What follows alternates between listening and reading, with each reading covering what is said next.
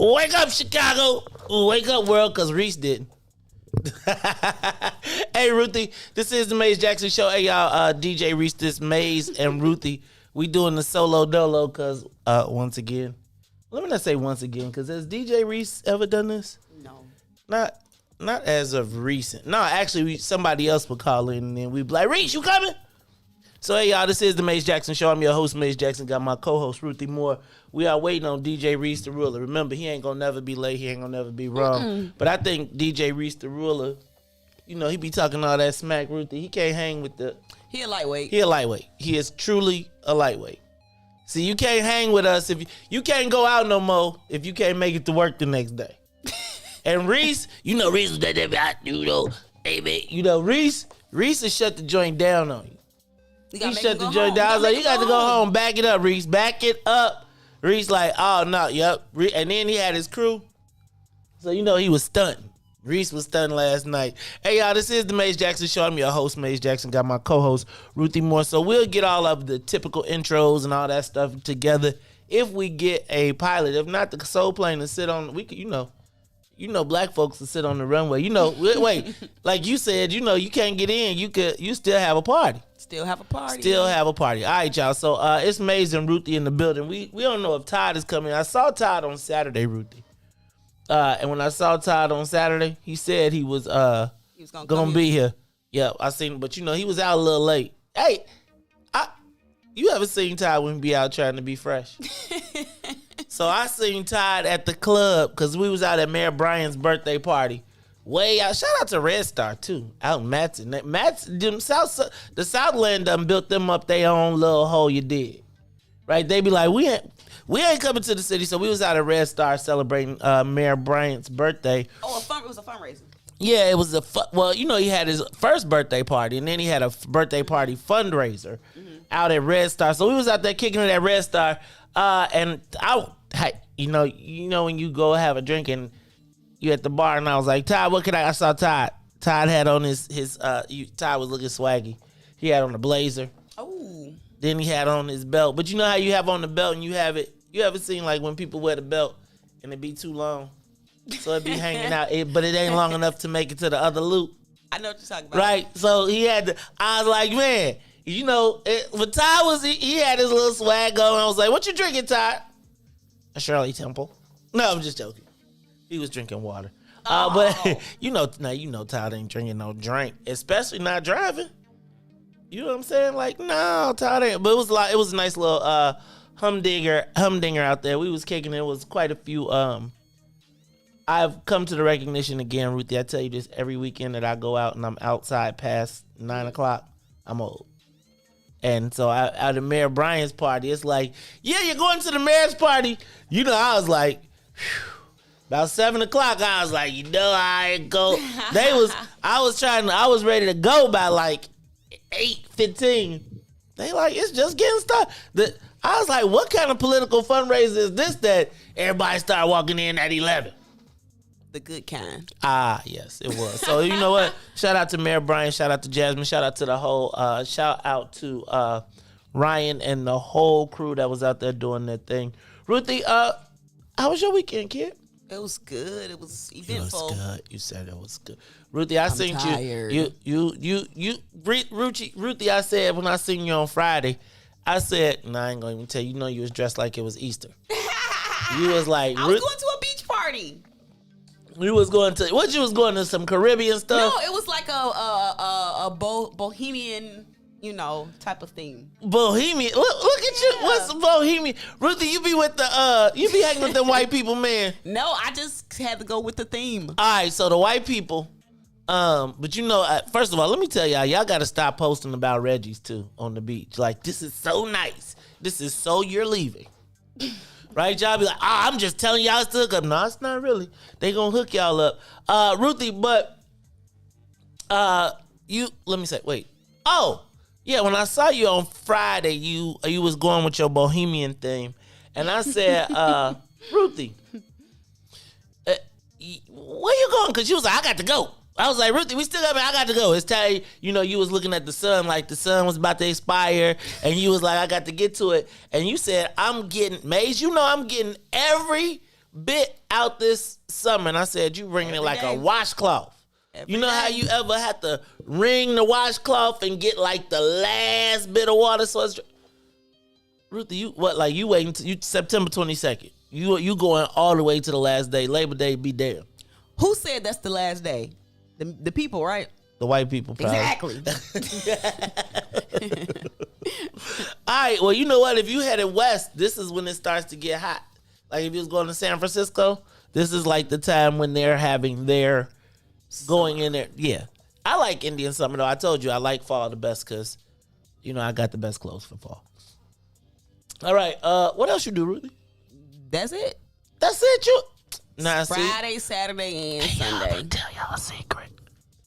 Ruthie watch football. Man, I ain't watched that game.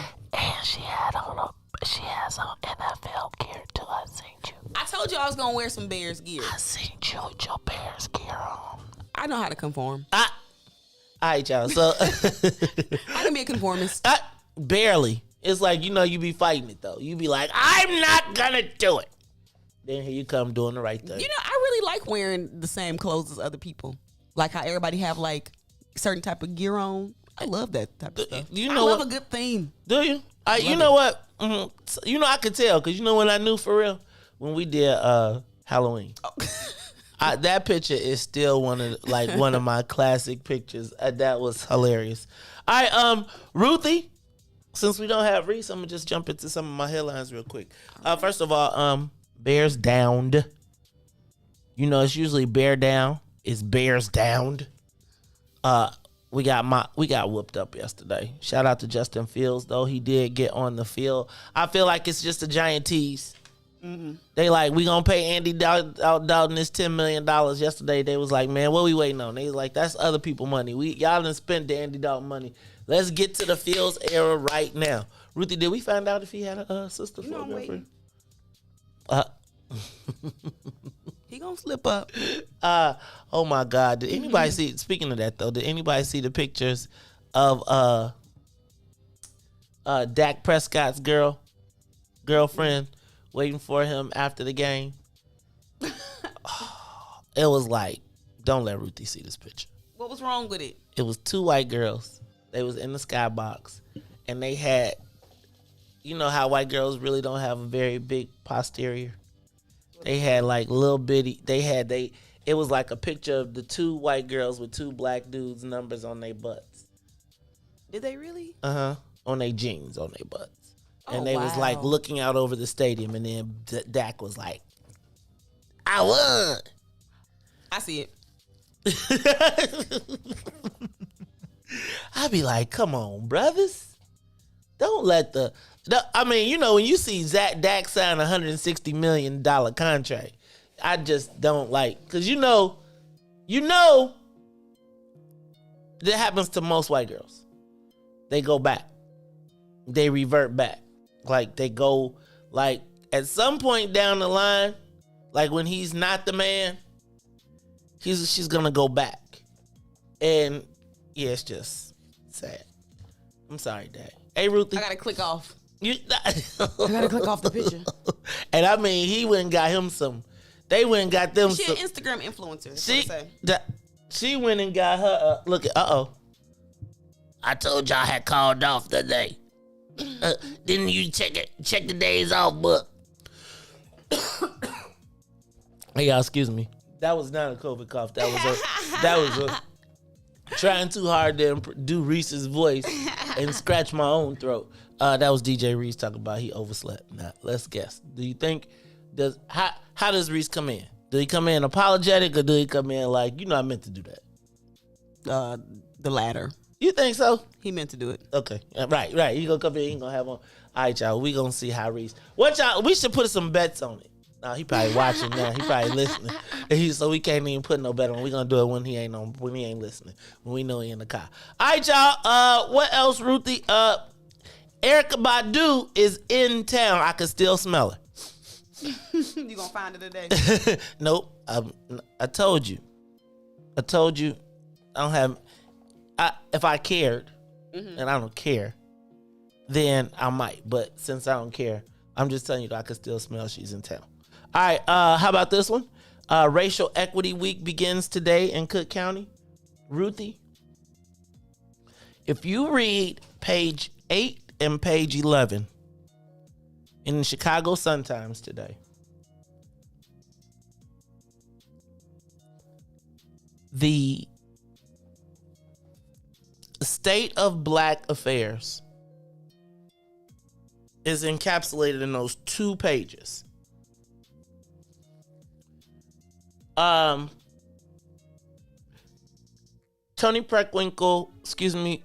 Cook County President Tony Preckwinkle today will kick off Racial Equity Week, which is also the beginning of Hispanic Heritage Month. However, Ruthie, it is now, she clearly states that they are going to launch the Latinx agenda this year to reflect the change, and now that the Latino community is the largest minority in Cook County.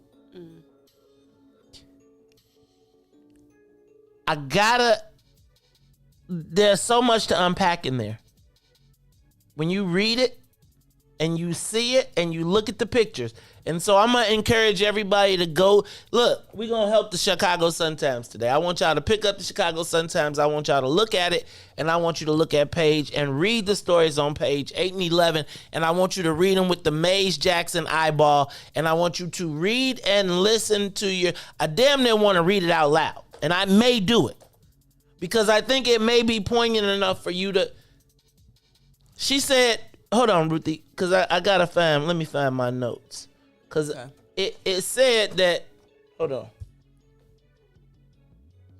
Racial equity, they were going to launch the Latinx agenda because, what did they say? They wanted to better represent the county's largest racial or ethnic minority group. That's what the Cook County Board president said, a black woman. At the same time, in the same paper on page 11, Alderman Jason Irvin is talking about the expansion of the construction set-aside program, in which he sells us on the compromise, while Alderman Villegas is like, that's a start. But he talking about, it's like they talking about our piece as ours as a start. Like that ain't enough. Y'all can do that while they still in the minority, but that ain't enough. While they still around, but that ain't enough. And it was crazy to see our guys selling us in the same article where the Latinos like, that ain't enough. At the same time that the black, the head of the party tells us that she is now implementing the Latino agenda. This is a black woman. So what I got to ask today is, who are the black people responsible for implementing the Latino agenda? Who are the black people that are responsible for implementing the Latino agenda? I'm sorry. It's so much to unpack in that article. Ruthie, when you look at the picture, you would think that the woman sitting next to President Preckwinkle is a black woman, but she's not. She is Latinx. Let me tell you, Ruthie, when she said I got to find the other quote, because she said, because this what got me, because this was, she said that there's in post-George Floyd, this is a Latina, post-George Floyd, there is a lot of equity theater going on. The audacity of me, the craziness of me reading this article of Latinos leveraging the death of George Floyd to get more. In a Cook County article where the black people, and they got the audacity to mention slavery and then be like, the president is talking about, okay, y'all, the 7 o'clock hour, you better turn your radio on. You better turn on your Facebook Live, your YouTube, your whatever, because I'm finna, if you can't read these two articles and see our demise documented, Racial Equity Week this week is told to us by the county board president that it's going to launch the Latinx agenda. Now, have we ever heard any black people talking about launching and implementing the black agenda to ensure that we were better reflected? And so while we still here in power, okay, I got to move. Because I be done told the whole 7 o'clock at 6 before. Ruth? Why are you so quiet? It's Monday. Why we? Dude, don't be starting that. Don't you better? You can't look. You made it 2 weeks. I was like, I knew it was coming back. They should have buried this story. They really should have buried this story. Like, can I tell you? And then the irony of in the heads of racial equity for all. Do y'all know that all the heads of racial equity and diversity in the state are African? Yup. Uh-huh. I mean, it's kind of the same, but like in the nation. Think about it. Barack, Kamala. Zinga. If you see I'm just telling you. And it's like, and then when you read the letter, they are aligned with they are aligned with immigrants, not with black people. All y'all really need to do is watch the Yvonne Orgy special, and then y'all gonna stop telling me about y'all. Okay. It's so much. It was so, like, Ruthie, look at my papers. You know how when I be on something, you see how my paper, it ain't no space on it. Mm-hmm. And then I go outside the lines. That's what happened when I read them 2 articles. Like the first one, I had put it second and it needs to go to first. Cause when I first saw it, I was like, and then the person wrote the article saying it was all good, got one of them long names too. Okay. Y'all don't want me to do this. Y'all don't want me to do that. Yeah, I'm gonna get my papers in order because I'm gonna stick with my papers. Okay, and can I tell you what else? And I'm gonna also tell y'all this. Just look at the events. Ruthie, I'm just saying, and they doing it with our help. Like with our help. Like they gonna come. I bet you all the black people involved in this will be on black radio talking about we're like. Yeah, like, yo, they're mortgaging our future to protect. Can you imagine that's being rolled out by somebody that's ain't gonna be here to live, they ain't gonna be here to see it through? You gonna have to live with the launch of don't you at least wait till you get a Latin Cook County Board president before you launch their agenda? Who are the black people responsible for implementing the Latinx agenda? I just got to know that. But don't stop making faces. No, don't make no faces. It's Monday. See what I got to wake up to? You see how I wake up and I just can't even be at peace? Do you see that? How am I supposed to sleep with that? It's the Maze Jackson Show. I'm your host, Maze Jackson. That's my girl, Ruthie Moore, getting her hair busted early in the morning because she reading. They putting it in writing. Like right in front of your face. You want to know how we slid off the cliff? Read the article. Read the article. All right, let me stop. Because y'all... let me see. Did y'all see Evander Holyfield got beat up this weekend? He thought he was Mike. That is not how I ever wanted to see him. You know what? He got the check, though, I guess. But Jeezy Pete. Man. He got whooped up. You watched it? I only saw the highlights and everybody else saw It was the lowlights. Man. Evander Holyfield. You think he need the money that bad? Had to. Otherwise, why would he do that? Well, you know Rick Ross living in his crib now. Oh, yeah. He got it for the low. He got it for the low. Rick Ross said, but he said that the bill just to cut the grass had him have to cut his own. He was like, I bought me a lawnmower when I found out how much. Oh, my God. I know. Look, man. I got all that. Look, yeah, I got to be me, though. You look at here. Like, we all need to work together. It's the Maze Jackson Show. NBA Hall of Fame inductees this week. It was you kind of lost. If I was the NBA players, I wouldn't let them do my Hall of Fame induction on the same weekend as the first weekend of football. Can't do it. Because who watching that? Who got inducted? See? Chris Bosh, Tony Kukoc. Chris Bosh. Hey, man, Chris Bosh was like, he was one of the very first, I was giving a taste. Took Chris Bosh to his first circus. What? I got pictures.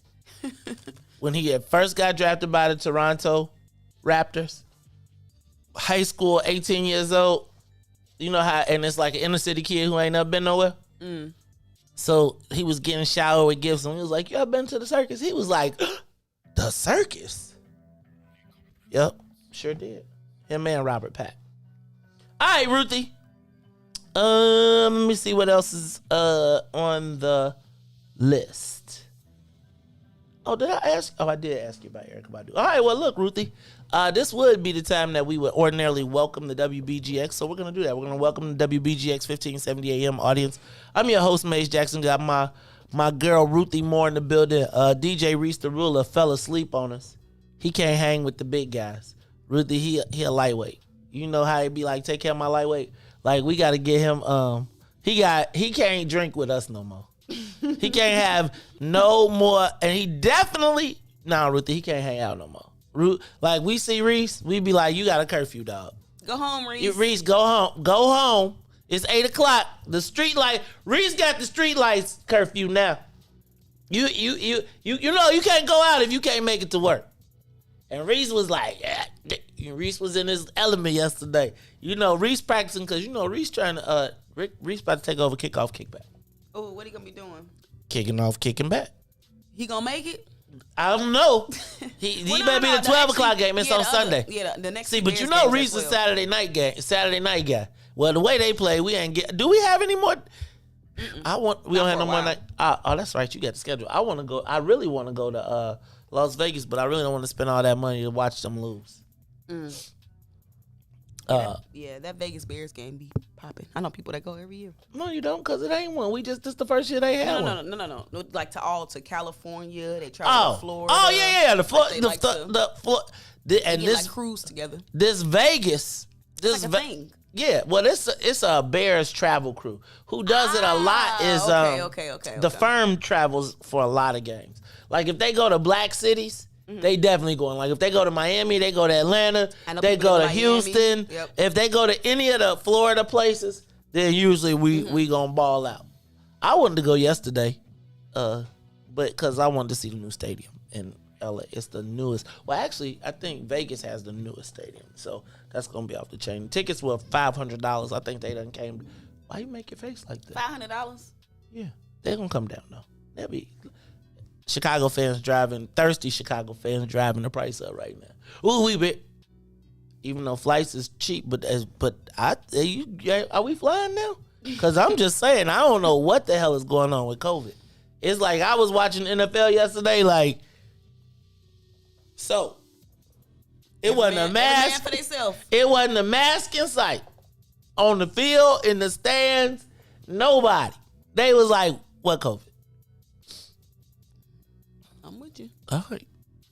So, Ruthie, I guess if you take us to break, I'm going to play a song, and then we'll come back. You think Riis going to take a shower before he come?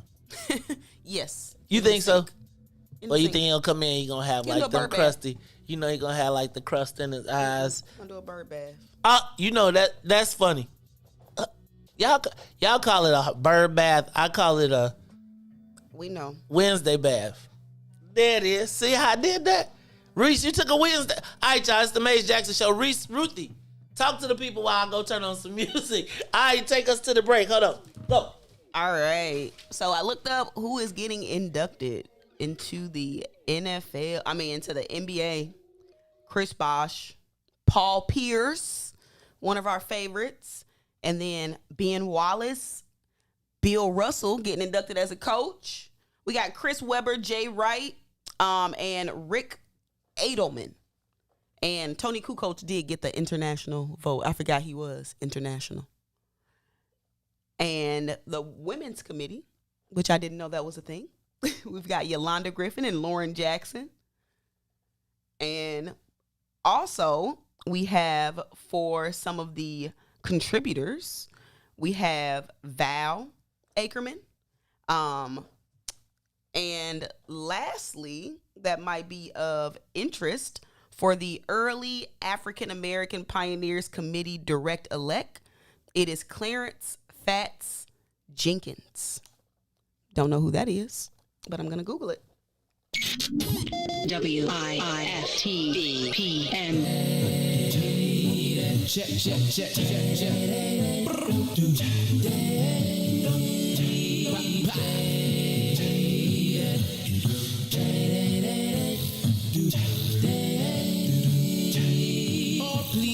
Check.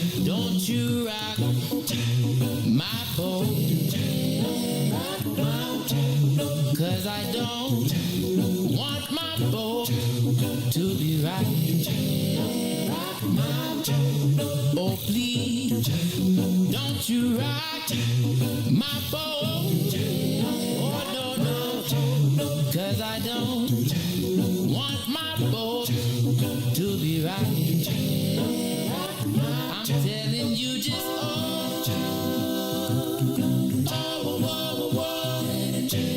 I like it like this. Keep this just like this. And you should know by now. I like it. I like it like I like it. I like it like I like it. I like it like I like it like this. Yeah. Satisfy my soul. Oh yeah. Satisfy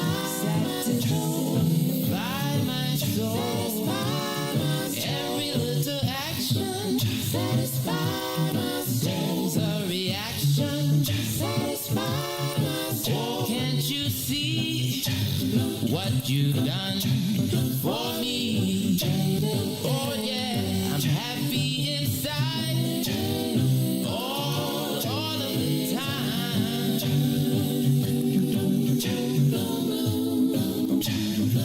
When we're bending new corners, I feel like a sweet six winner. When I meet you around the corner, you make me feel like a sweet steak winner. Watch out. Can't you see? You must believe me. Oh, darling, darling, I'm calling. Can't you see? Why won't you believe me? Oh, darling, darling, I'm calling. When I meet you around the corner, oh, I said, baby, never let me be alone. 'Cause when you hold me tight, you make me feel alright. Yes, when you hold me tight, you make me feel alright. Can't you see?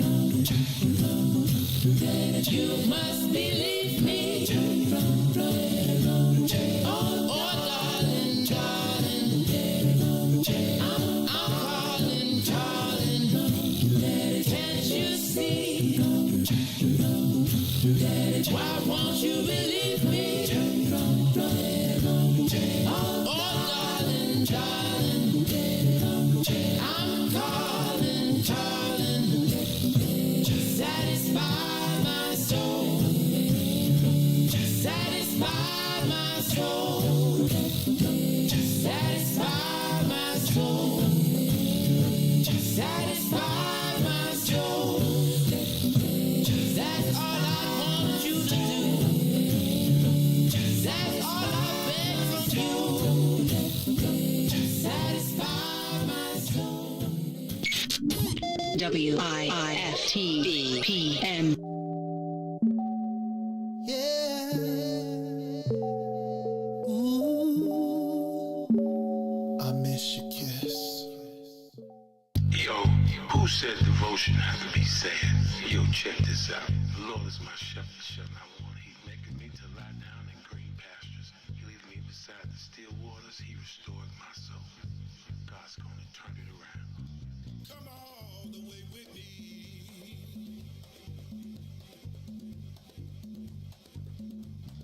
Don't leave me now.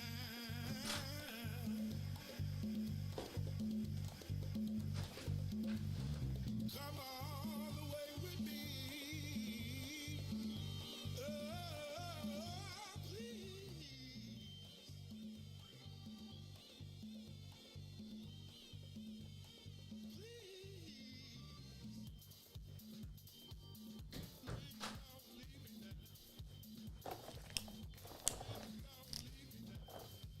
Wake up, Chicago! Wake up, world. This is the Mace Jackson Show. The soul plane is still sitting on the ground. We grounded because DJ Riis the Ruler can't hang with the big guys.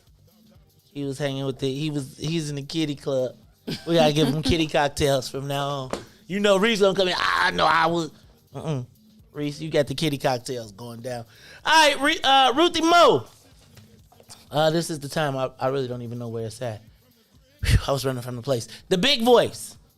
This is why I be like, and now it's time for the social media question of the day. So, Ruthie, have you seen this story about the project in the 44th Ward? Alderman Anthony Napolitano has a multifamily unit. It's off of Higgins Road. Where is it? Like 8535 West Higgins Road. Now, first though, you know what that is? Mm-mm. That's over there by O'Hare. Right? And so O'Hare, it's like a Northwest white kind of, like old school police, cop, fire neighborhood. It's almost like picking up a South Side neighborhood and dropping it on the North Side. Right? Same houses, same kind of thing. They just get a little bit more for their houses. But one of the things that they're trying to do is they were building an affordable housing complex that the neighbors and the aldermen have decided that they don't want to have. Now, there's a couple things that are playing into this. The first of all is it's the aldermanic prerogative. But it's the aldermanic prerogative surrounding an affordable housing unit being brought to a neighborhood. Ruthie, we hear stories all day, all night about how Chicago needs more affordable housing. But every single time there's an opportunity to build affordable housing, people say, no, I don't want it in my neighborhood. No, I don't want it in my neighborhood. And so the social media question of the day is, does anyone really want affordable housing in their neighborhood? When we talk about it, I think of it as, have you heard the words NIMBY? NIMBY, which means not in my backyard, right? So everybody agrees that we need affordable housing, but nobody really wants it to come to their neighborhood. Ruthie, I'm going to go turn the music down a little bit, but in the meantime, I want you to answer the question for me. Does anyone really want affordable housing in their neighborhood? What are your thoughts on that? I think people definitely know there's a need for affordable housing. I think 297 units is a lot of housing in general. So who would want 297 of anything really in their neighborhood? So I think maybe the amount of affordable housing might be a part of the issue. So I think if that is part of the conversation, then I think that's valid. Because maybe can we just get 100? Maybe 50? But 300? So, well, why is 300? Like you say, does anybody want 300 of anything? Do you think there's a stigma associated with affordable housing? Right? Because I think it's interesting to me because I deal in the business of affordable housing somewhat. We built, as a matter of fact, we're about to build 70 something units out in Sauk Trail. But when I think about think about my own neighborhood and I think about where I see like the most stuff popping off, it's in larger apartment complexes that are generally run by, some of these, corporate, but you think corporations. So is that what you think? So let me ask a question, because one of the things that came up in this was that it was racial, right? Like that by creating affordable housing, because some people are saying that the advocates are saying they want affordable housing so people who work at the airport can live closer, right? So they don't have to travel as far. And 300 housing when we have a housing crisis of tens of thousands of hundreds of thousands of needs of homes. It doesn't seem like a neighborhood. You think they let that happen in white neighborhoods? Because I see, what's the difference between affordable housing and the multi-unit tall skyscrapers that have 3 million people living in them, 3,000 units? The upkeep and the investment and the surrounding neighborhood. So could this neighborhood support 297 people? You think, I would say a neighborhood near the airport certainly could. Well, there are probably some economic development. Do you think it's race based though? Do you think is it that people and part of this I want to get into is because the aldermanic prerogative, when people say they don't want to have 300 new people move into their neighborhood, in my mind, when you say affordable housing, people think black and poor when they think of affordable housing. Or am I crazy? Not necessarily. Like, I think affordable housing looks a lot of different ways. But I know some people do think of, like, concentrated poverty. And when you concentrate poverty anywhere, your outcome's going to be a little different. So what's interesting to me is because affordable is not low income. Mm-hmm. And there seems to be well, it depends on what your income is. Because affordable to you, we might be paying different things based on my income. Tamiko be like, affordable to who? Because if it's based on a 4-person household, right? This is one thing. And you have a single family home, then you ain't making the same income. But I think that so first of all, I don't think that people make a distinction between affordable and low income. And I'm going to say that I believe affordable is you make a certain percentage of the median income. So it's not, you're not getting a $39 rent. You're not getting it subsidized. You pay a rent, you pay a mortgage. But I found that, not mortgage. Actually you can't pay a mortgage, but you pay a rent that's commensurate with your salary, i.e. think about this. A single in Old Town right now, a single unit, 700, 850 square feet is $4,000. Who can afford that? Like, I know people I can't afford that. $4,000. So affordable, quite frankly, is not the same as low income, but most of the people that are saying that they don't want affordable people coming to their neighborhoods live in affordable housing. Right? Like, and so part of this, and one of the things that they touched on, and I wonder, is it because when I see affordable housing, like, we build very nice affordable housing. Like, people fight to get into our units and they stay in the places and we can't never get them to leave. And we be like, come on, man. But anyway, my question becomes, do you think that the reason that these people are opposing the affordable housing is because of the numbers, and that is an excuse, or is that an excuse because they don't want those people? I definitely think it's those people. Well, because when you look at the neighborhood, now, are we moving to that neighborhood? You think black folks is moving up to, if they probably would be like, because we don't want to get shot.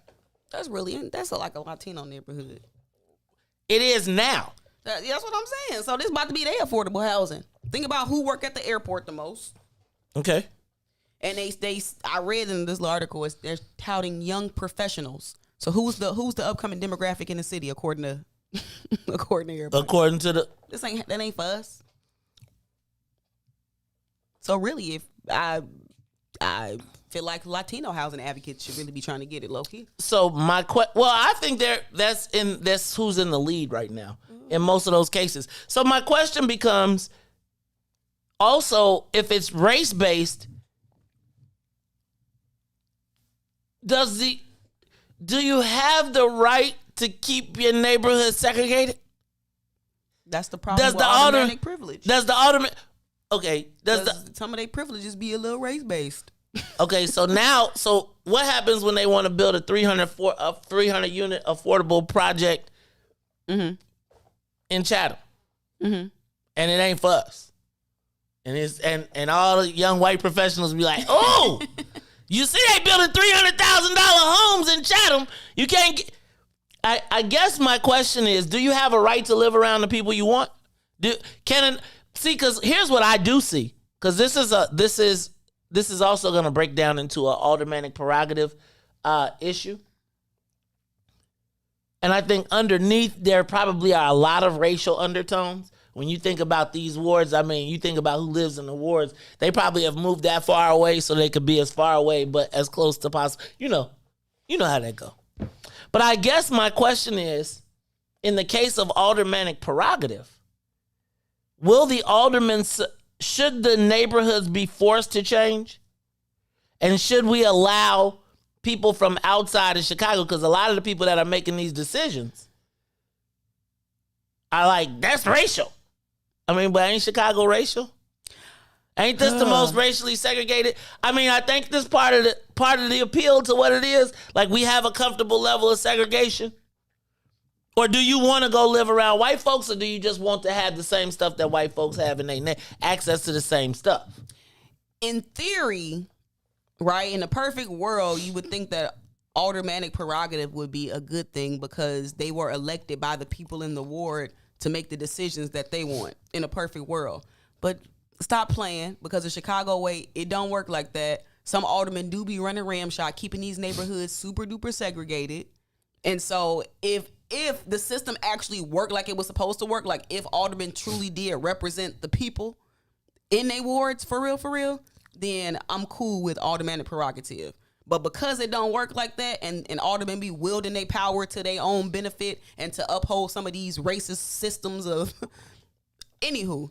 So I think it's the downside of aldermanic prerogative, being able to keep some of these neighborhoods segregated. So let me ask the question though. Don't you think the people, so just bear with me. Mm-hmm. Not black folks, but in the white neighborhoods. Okay. Don't the white folks, do you think, I feel like this alderman is really representing his constituents who do not want to see, if you live in a racist neighborhood, you gotta be racist, right?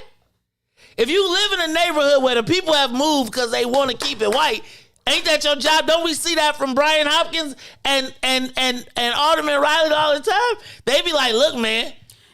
Listen, if they represent their people, right, I don't have a problem with it. But I will not advocate for them to be able to represent their people if my alderman on the south and the west side ain't represent me the same way. So no, take away the aldermanic prerogative, because it don't work the same for black and white.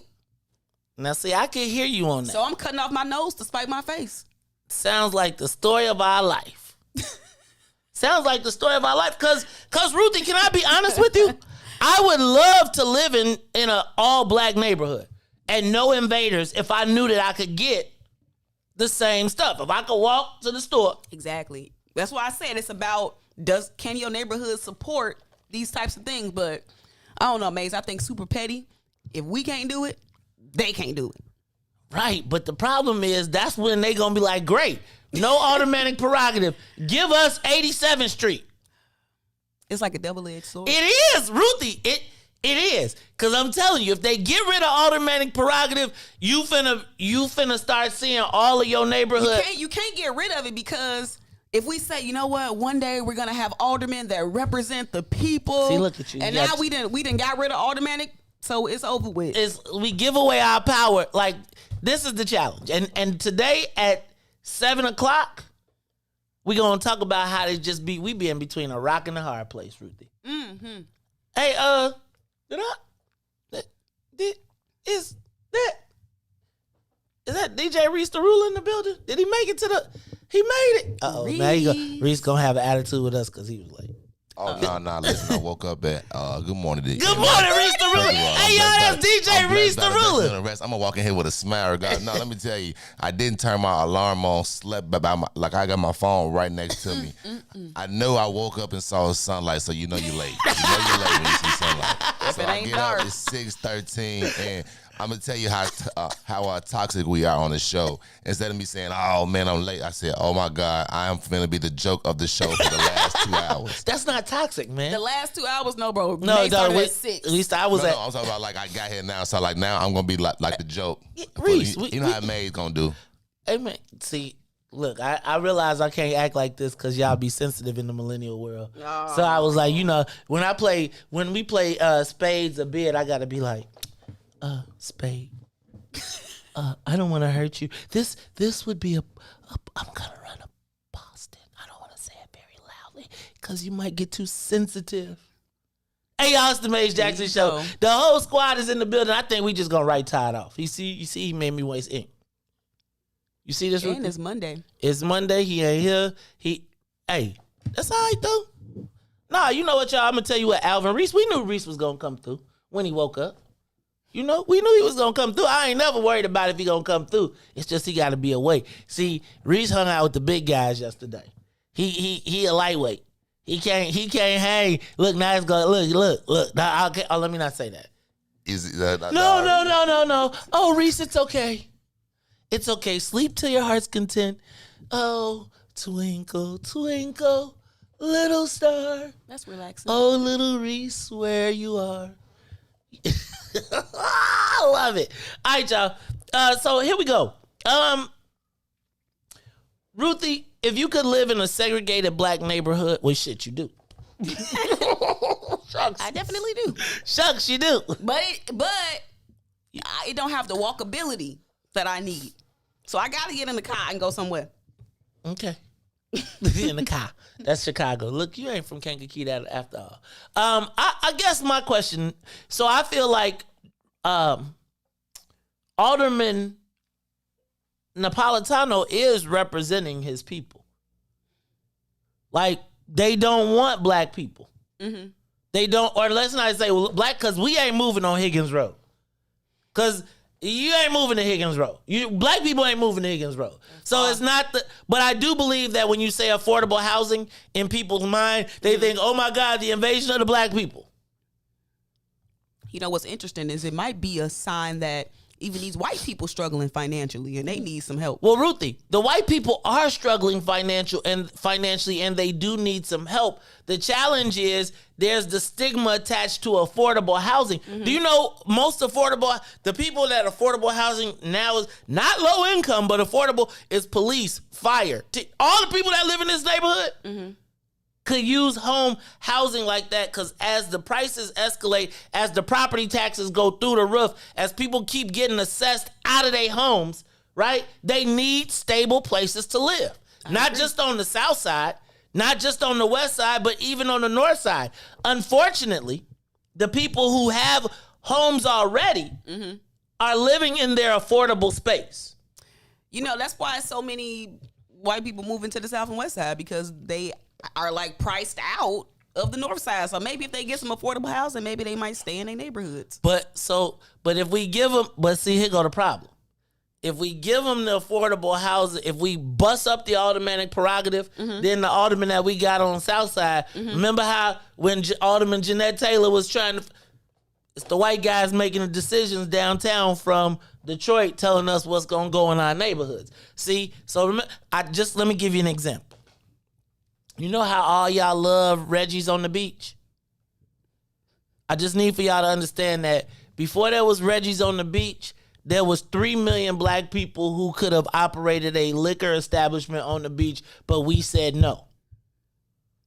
Right? Like, you trying to tell me that there is no black operator that as many years as everybody has populated that beach, that they couldn't have been nice until now the white people got a boat dock down the street? This is what I'm telling you. And it's like, so the prerogative says, we gonna give y'all the deck on 31st Street, and then we gonna make the white people run y'all out. We gonna give the white people the beautifuls, and black people like, woo, we got a beach. Look at y'all. So black people can't pour no drinks. Black people can't put no chairs down in a black neighborhood. And guess what? You'll celebrate it as though somebody did you a favor. Because we can't even see ourselves in that space. Look, y'all, it's the Mace Jackson Show. I think we're going to get this thing all together. DJ Riis, the ruler's in the building. Ruthie Moore, Mace Jackson. Let's take a quick break, and when we come back, we'll get to our topics, and we'll get the soul playing up. It's the Mace Jackson Show. We'll get some music, too. Peace. The Mace Jackson Show will be back after this break. WIIFTVPN. Monster Jam. Coming to Allstate Arena September 17th through 19th. Brought to you by BKT Tires. Visit monsterjam.com for event details. You have to see it live, so get your tickets today. And now, traffic and weather. Good morning. What's in it for the Black People Media family? The time is now 7:03 a.m. and I'm Riis the Ruler with your traffic and weather report. Over the traffic on the Kennedy O'Hare to the Loop is 45 minutes. Outbound to O'Hare will be 42.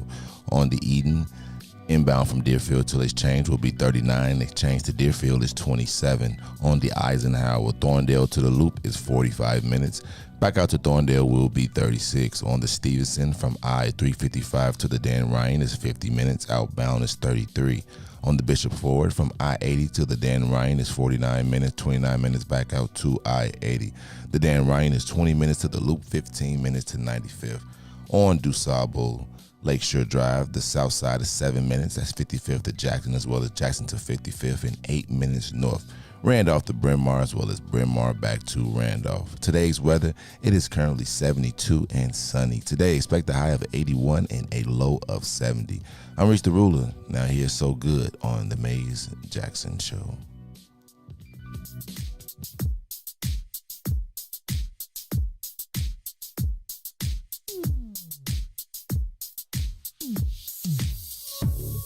I don't know what you did, but you did it right.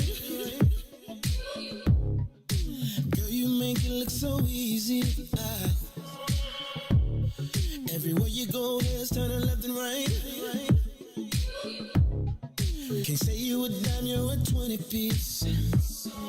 Cause girl, you're the reason I be acting funny. Everything in me telling me don't let you get away. And all the guys looking like they wanna love you. Every day I'm your body, got not over my dead body. Why you gotta look so good? Why you gotta look so good? Why you gotta look so good? With your hair done, nails done, when you put that clothes on. Why you gotta look so good? With your hair done, nails done, when you put that clothes on, girl, why you gotta look so good? I can look and see you're not an average chick. You're shutting it down everywhere you go. Girl, I want you as bad as I want a check. Cause you're sexy from head to toe. Girl, you're the reason I be acting funny. Everything in me telling me don't let you get away. And all the guys looking like they wanna love you. Every day I'm your body, got not over my dead body. Why you gotta look so good? Why you gotta look so good? Why you gotta look so good? With your hair done, nails done, when you put your clothes on.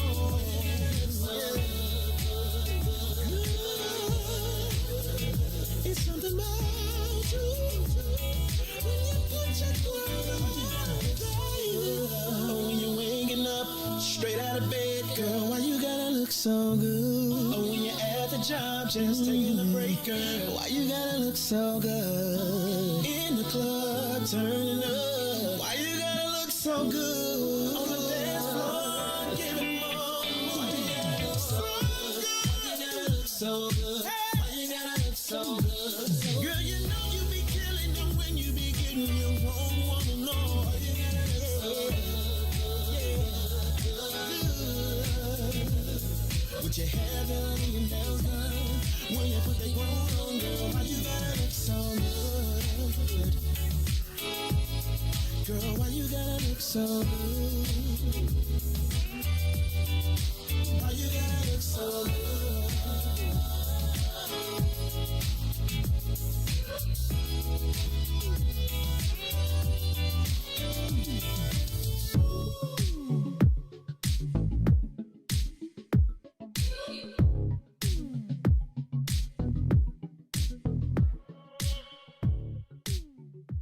Back to the Maze Jackson Show.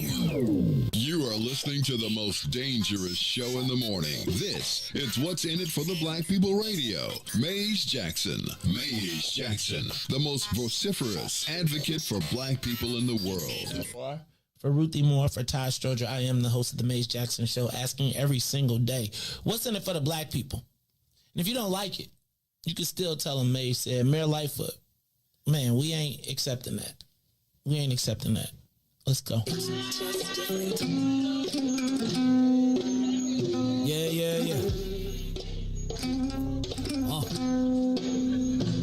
let's get down to business and go ahead and address the facts. Man, Lightfoot seems more lesbian than black. Rahm Emanuel's another case, he was just as tired. 50 closed schools left much to be desired. Police had Anjanette naked on that body cam. They suppressed the footage so it couldn't touch a lot of hands. Reminds me of that 16 shots in that cover-up. Both of them similar, so I went and dug it up. George Floyd killed, a lot of riots happened in the town. Southside burned and they wouldn't let them bridges down. Grandmother sick, need a prescription and plus a couple groceries. You gon' have to travel just to get it now. COVID-19 out here shutting all the business down. Not enough SBA loans to even give around. So many failed businesses that you could put them in the pile. If you don't survive the pandemic, it's gon' sit you down. We sing, dance, play ball, entertain, and crack jokes. Government infested black neighborhoods with crack smoke. System that milked us so bad, we got lactose. Still trying to find out what's in it for us black folks. We sing, dance, play ball, entertain, and crack jokes. Government infested black neighborhoods with crack smoke. System that milked us so bad, we got lactose. Still trying to find out what's in it for us black folks. Shout out to Willie Wilson, hope one day you get to send it. We need some different players in the game to handle business. Too many shady characters like Madigan and Blago. But when you really break it down, it's typical Chicago. City full of gangsters, it's what the land was built on. Same streets with hood legends, DNA get spilled on. Carjackers out here lurking, trying to get they steal on. Looking for a block to put them Hellcat wheels on. Let us give bogus appraisals a red line. Car crackers out here getting minimal fair time. And I'm concealed carry, I stay with the pipe. But Illinois gun laws giving minimal rights. Stay up on the swivel, make sure I'm moving tight. Check all of my mirrors when I pull up to the light. Pick my homie up from out of town, man, he caught a flight. He was hella nervous, told him, shorty, this a way of life. We sing, dance, play ball, entertain, and crack jokes. Government infested black neighborhoods with crack smoke. System that milked us so bad, we got lactose. Still trying to find out what's in it for us black folks. We sing, dance, play ball, entertain, and crack jokes. Government infested black neighborhoods with crack smoke. System that milked us so bad, we got lactose. Still trying to find out what's in it for us black folks.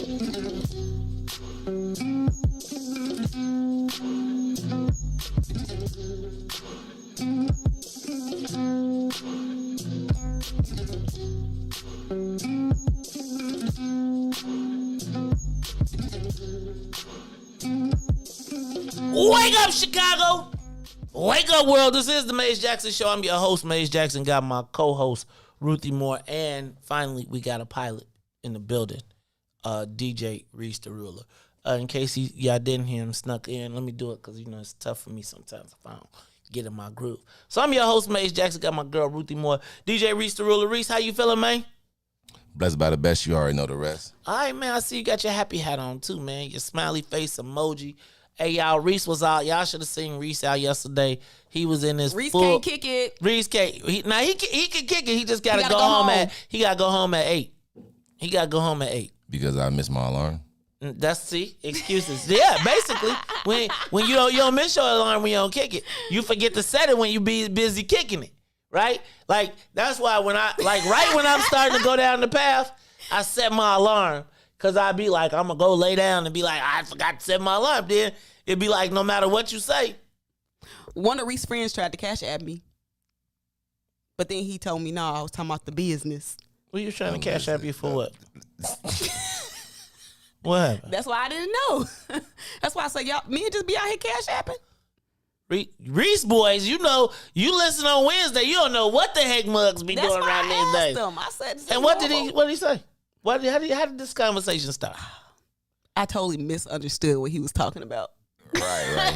He was trying to patronize the business, Ruthie was just like being Ruthie, offering, hey, would you like this? You want to try this? So he was Ruthie, you was just alpha. So he was like, I take that podcast. I was trying to sell it. Sell some stuff, you know what I'm saying? Yeah. So she like, hey man, what would you want? Like, you know what I'm saying? Like, get this, get that. So he was like, nah. He's like, hey, what's your cash app? I just cash app you the money. So at this point, Ruthie thinking that, you know what I'm saying? So he didn't say $40, did he? He didn't say who was that? That was beside you? That was my sister. Oh, so like her sister go, nah, Ruthie, he talking about the business. She said, oh, I thought you were trying to cash out me. Ruthie was running around, but look, he tried to cash at me too. I was like, what's going on around here? You know what? My ego was too big right there. But he was very nice about it. And he was like, no, I cash app you too. Oh, well, how come y'all ain't called me if he was just passing out cash apps? He Dang. was one of your bros. See, you notice Riis hang out with a lot of Sigmas. Yep. He brought his line, He brother, needed though. he needs security. He was like, because you know what happened if you know if it go down, Riis. You know you got to find the bros. You got to find the Sigmas because the alphas be like, pass me my briefcase. Hand me that's not in the contract. We'll get him in court. We'd be like, you got to make it to court, my dude. You got to make it to court. All right, y'all, this is the Maze Jackson Show. Maze, Ruthie, and Riis. Riis, so we locked in. Let's get the soul plane up to 60,000 feet. Let's get this thing up, and away. We did the social media question of the day. Riis, open up the phone lines, too, for me, my brother. Because we did ask, does anybody want affordable housing in their neighborhood? Let me just ask real quick. What's affordable rent? Like, what's affordable rent and what's realistic? Like, what's affordable? What's low? Okay, what's low income? What's affordable? And what's too damn high? So let's go with low income because I heard that low income I heard people be paying like $36 or $50 for their rent. Is that true? That might have maybe been back in the day. Okay, so how do you pay rent if you live in low income? Section 8? Probably a voucher or something. A voucher, okay. What's affordable? What's affordable rent? Affordable? Yep. Like, okay, what's affordable? And do you pay it's affordable? It's so relative. Right. So, but what's the cost? What's the affordable cost of an average 2-bedroom house? Apartment. Probably on the lower end of the spectrum. $650, $700. On the low end, I think you could probably get a 2-bedroom in some neighborhoods. What neighborhood is that? That's what I'm saying. On the who on neighborhood the lower can you get a spectrum. 2-bedroom for $650? On the lower spectrum, $650, $700. Okay. That's low income. Okay, so what's medium? What's medium for a 2-bedroom? Like, what should you realistically expect if you want to have a decent neighborhood? And I don't even know what decent is. Probably $700 to $1,000. Riis, what you say? Probably about 1,500. Yeah, about 15. Okay. So wait, where you getting seven? Where you get? Okay. So now where is that at, Riis? You said Is that in the south side or west side? Oh, you gotta pay $1,500 for a 2-bedroom? yeah, about like 12 to 15. Yeah, out west and out south for sure. Out west for sure. 15. Okay. How far out west? All the way west? All over the west side? Like all over the 2-bedroom, west side. $1,500. All right. What's high? My rent. Uh-huh. Okay. What you paying? How much? You got a 2-bedroom? No, I got a little what is it, like a little bungalow. Okay. A bungalow house. How much? Almost $3K a month. Okay. Dang, Riis, you balling hard. Go ahead. Ruthie, why you close your eyes like that? That is a lot. That's why he be at 3. That's why he got 3 jobs. And he right next to Taco Tuesday too. You better tell him you need a rent discount. And it go and what's crazy that it go up every year. Oh yeah, he cause he know. I mean, you got a whole crib though. Okay. Jeezy Pete's, that's a lot. I say on average, too much to me is probably anything above $1,300. Sheesh. You. Okay. All right. $1,500 for a 2-bedroom out west is too high. I feel like $1,500 is that seem 900, 1,000. okay. That's why I feel like it will be probably somewhere at 900,000. I think I'm okay. All right. I was just just for tickles and giggles in Old Town Park. Is a client that I have. A 1-bedroom. A studio is $3,500. A 1-bedroom is $4,000. 2-bedroom anywhere from 4 to 5, depending on how many floors you go up. And can I tell you what? It's sold out.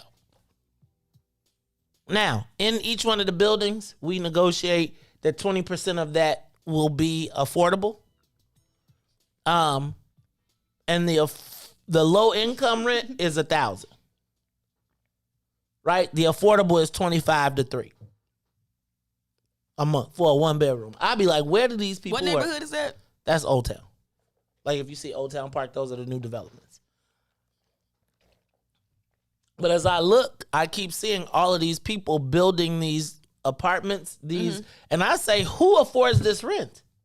Like, who can really afford this? Like, I'm just saying, $4,500 for a 1-bedroom that is like not even the size of this station. And so it seems to me that a lot of people have put stigma on affordable housing, but they would need it.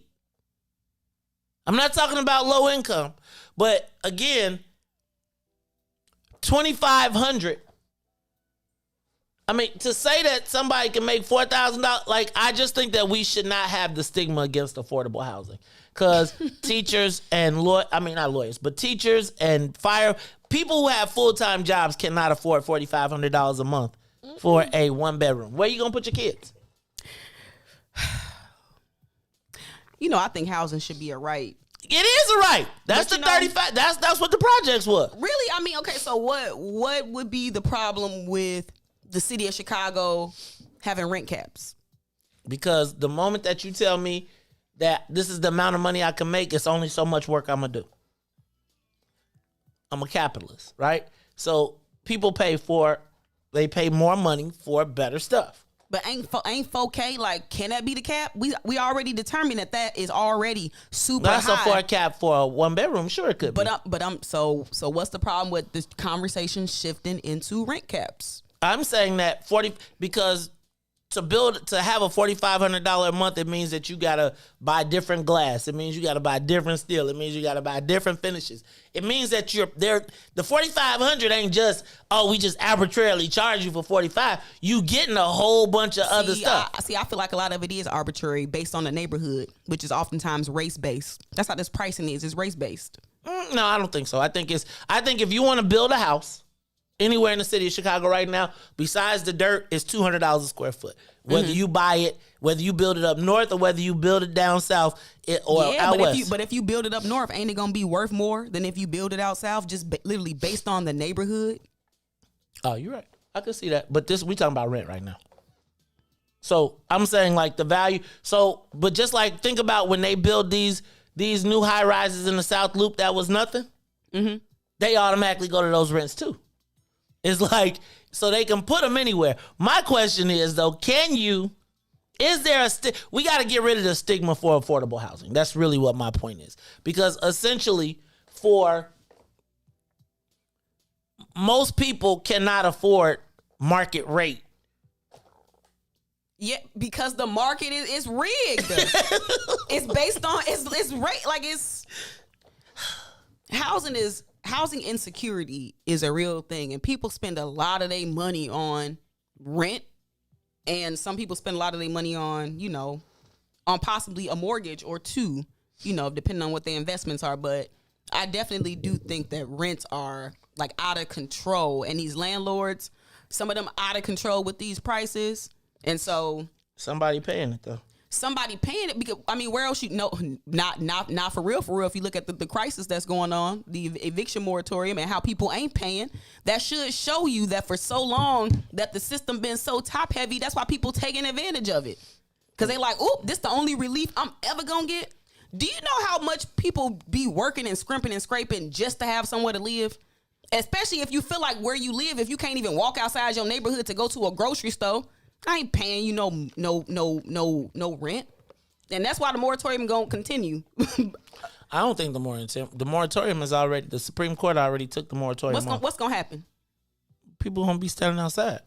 Watch and see. It ain't gonna happen. Okay. I think people gonna be outside. It ain't gonna happen. It's gonna be people outside.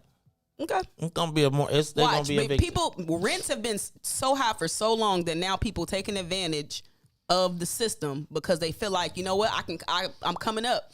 And people are probably coming up from not paying these high rents. And so they're gonna have to find somewhere to move though, because at a certain point the landlords are gonna be like, but they gonna have their paper stacked up. You gonna go after them for back rent?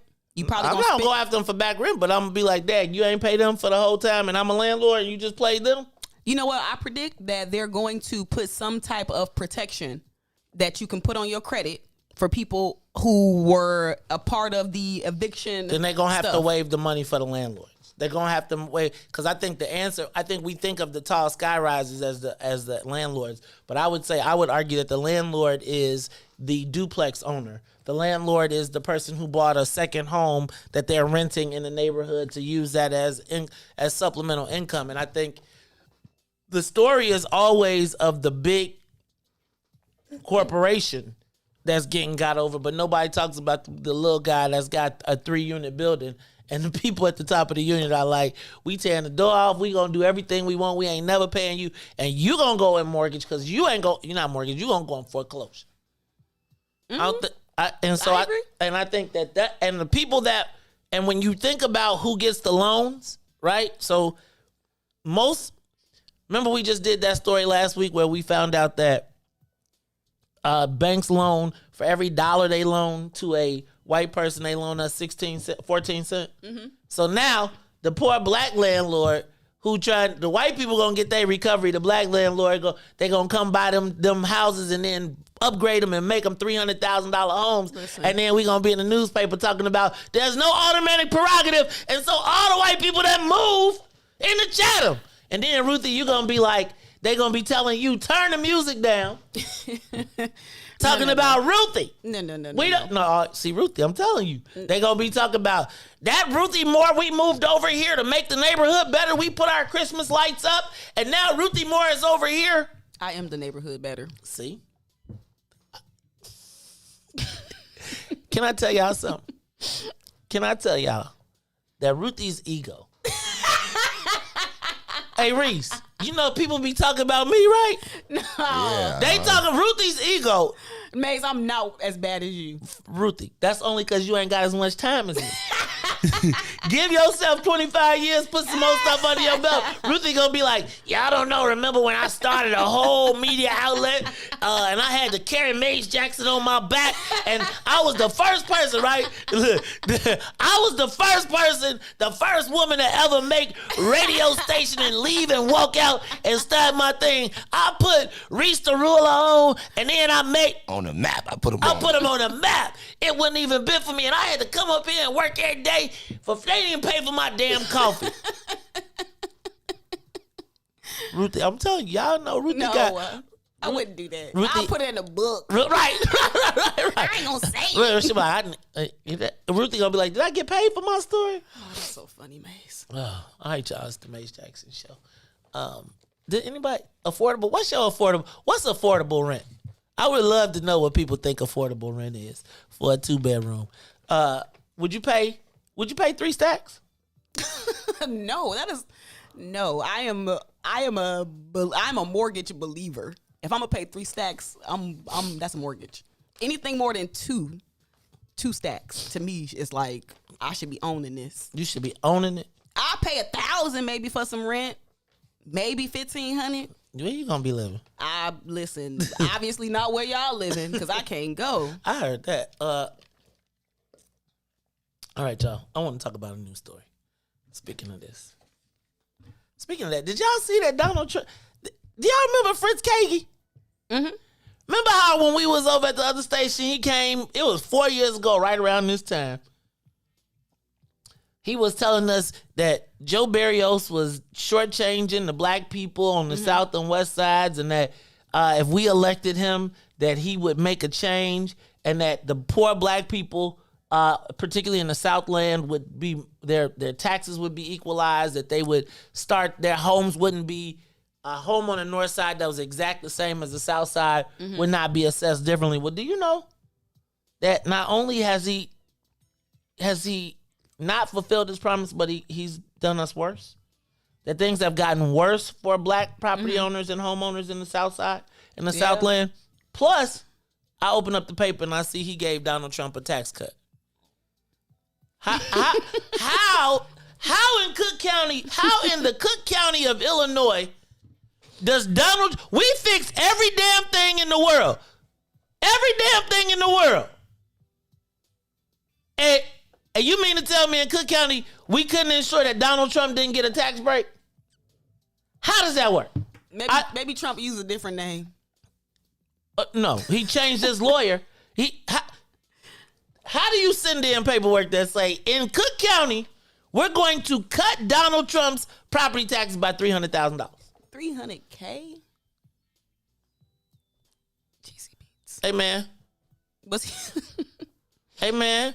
I feel a certain way when people be lying to me.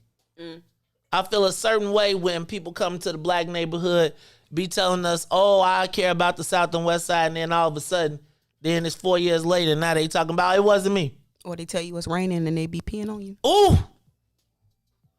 Ooh. Would you like an umbrella?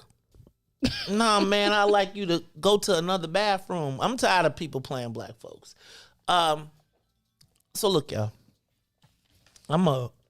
I had two stories that I wanted to talk about. So I'm gonna encourage you all today to pick up the Chicago Sun-Times, or if you're like me, if you're anything like me, I have a subscription to the Sun-Times and the Tribune. And so, Ruthie, you read the stories like kind of on the page. I'm going to give you my login so you can. Finally. So Tired of begging. That's why when you was like, I read, it was on page, this particular page number. Thought that was interesting because I don't think most people read the paper in that way anymore. You just kind of read stories. But then you said, but you missing out on a lot because they only going to put stuff that they want you to see in the algorithm. Exactly. And so I read the paper cover to cover every day to try and find stories that make sense for us. Mm-hmm. And I felt like today was going to be a slow news day, especially when I saw Riis wasn't here. I was like, oh yeah, it's going to be slow news day. It's going to be slow news day because I ain't going to have, I was going to have more jokes to tell than, a story. But then I started to read, reading. First thing that caught my eye was, did you know that this is Racial Equity Week in Cook County? So it was Racial Equity Week in Cook County, and I decided that I was going to read the story about the Racial Equity Week in Cook County. And Ruthie, as I read the story, my grits started cooking. So you know how, Ruthie, I don't know if in the country y'all ate grits. Of course. But you know how when you first put grits in and you put the water in, I put the water on and then I pour the grits in. Mm-hmm. And so the water be bubbling and then you're supposed to turn it down so they can simmer. But sometimes you will turn up the grease and it'll just start popping. And then the next thing you know, your grits done stuck to the pan and they burnt. Mm-hmm. And this what happened to me reading this story. So I'm flipping through the pages of the paper and I get to what page is this? This is page 8. And it says updated roadmap. Now I'm like, what? Did they 57, 294? What's going on? What are they updating? What roadmap? And then when I see Madam President Toni Preckwinkle with what looks to be a black woman, I'm like, uh-oh. What's the update? Like, where we going? Where's the road going? Mm-hmm. Ruthie, the headline reads, updated roadmap, Latinx agenda, language diversity, cultural training, part of county's racial equity action plan. So as I'm reading the story written by Madeline Ihijarika, sister, it says, the story says, Cook County government Monday will unveil a new racial equity action plan that, among other measures, will implement a Latinx strategy to better represent the county's largest racial or ethnic group in county hiring and promotion. Let me read that to you again. I'm going to read it to you again. Cook County government Monday will unveil a new racial equity action plan that, among other measures, will implement a Latinx agenda to better represent the county's largest racial or ethnic group in county hiring and promotion. Other significant prongs include ensuring all county services are made accessible in diverse languages for the now 20% of Cook County residents who are non-native English speakers. And all employees under the board president purview will be required to undergo mandatory racial and equity and cultural competency training by next year. Now, you got to get trained on mandatory racial equity and cultural competency training by next year because the Cook County government Monday will unveil a new racial equity action plan that, among other measures, will implement a Latinx agenda to better represent the county's largest racial or ethnic group in county hiring and promotion. Let's do this. Let's take a quick break. I want you to let that percolate for a minute. And then we're going to come back and we're going to talk about who is responsible for implementing, what black people are responsible for implementing the Latinx agenda. It's the Mace Jackson Show. We'll be back. Oh, I'm not supposed to talk about that, but I guess I am. We'll be back. The Mace Jackson Show will be back after this break. Monster Jam. Coming to Allstate Arena September 17th through 19th. Brought to you by BKT Tires. Visit monsterjam.com for event details. You have to see it live, so get your tickets today. Shop at Black-owned and operated Solo Beauty, where you are appreciated and respected. Located at 8158 South Cottage Grove, Solo Beauty can supply all of your black hair care needs. Solo Beauty is open from 11 a.m. to 8 p.m., Tuesday through Saturday. And now, traffic and weather.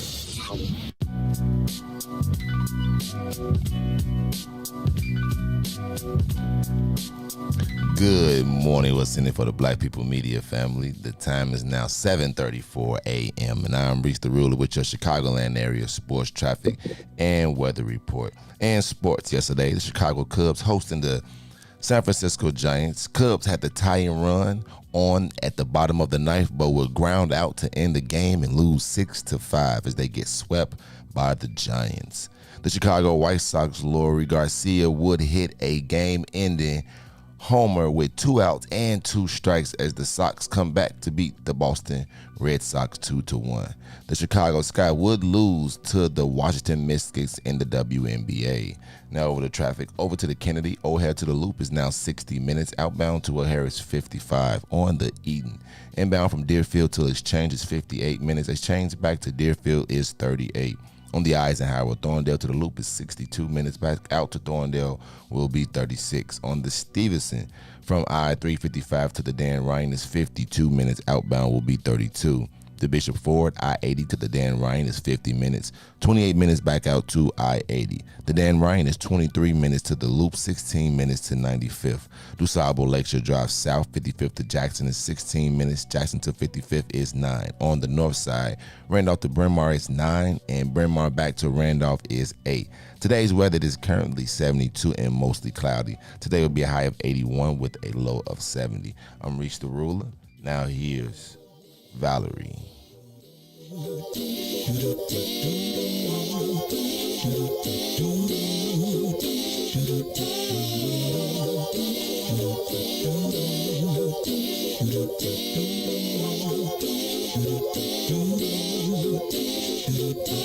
sometimes I go out by myself and I look across the water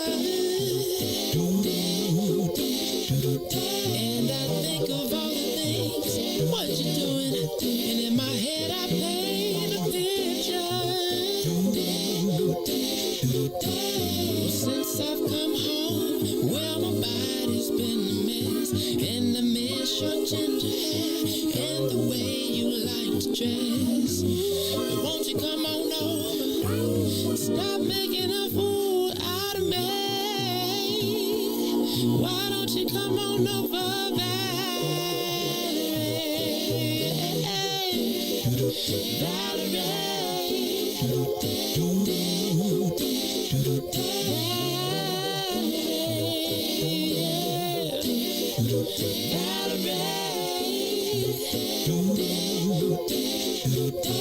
Did you have to go to jail? Put your house on up for sale. Did you get a good lawyer?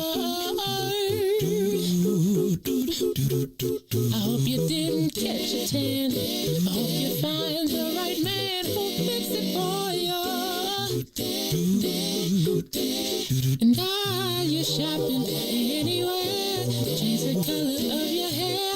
Are you busy? And did you have to pay that fine that you've been dodging all the time? Are you still dizzy?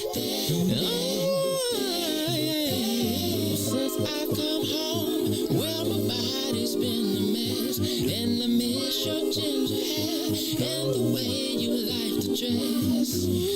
Won't you come on over? Oh, stop making a fool out of me. Why don't you come on over there? You are listening to the Maze Jackson Show. I'm your host, Maze Jackson. Got my co-host, Ruthie Moore. And Ruthie, I'm going to read this to you one more again because I just want to make sure everybody heard it properly. I saw the updated roadmap, the Latinx agenda, language diversity, cultural training, part of county's racial equity action plan. The Cook County government Monday will unveil, that's today, a new racial equity action plan that, among other measures, I would love to know what those other measures are. Well, they listed the other measures, which is the competency training and cultural sensitivity and all that good stuff. Will implement a Latinx agenda to better represent the county's largest racial or ethnic group in the county hiring and promotion. Other significant prongs include ensuring all county services are made accessible in diverse languages for the now 20% of Cook County residents who are non-native English speakers. A couple things I think you need to hear in there. Well, there's a lot to unpack in that. But I also think, like, when you hear, remember when you would think of Racial Equity Week? Mm-hmm. You would think of black.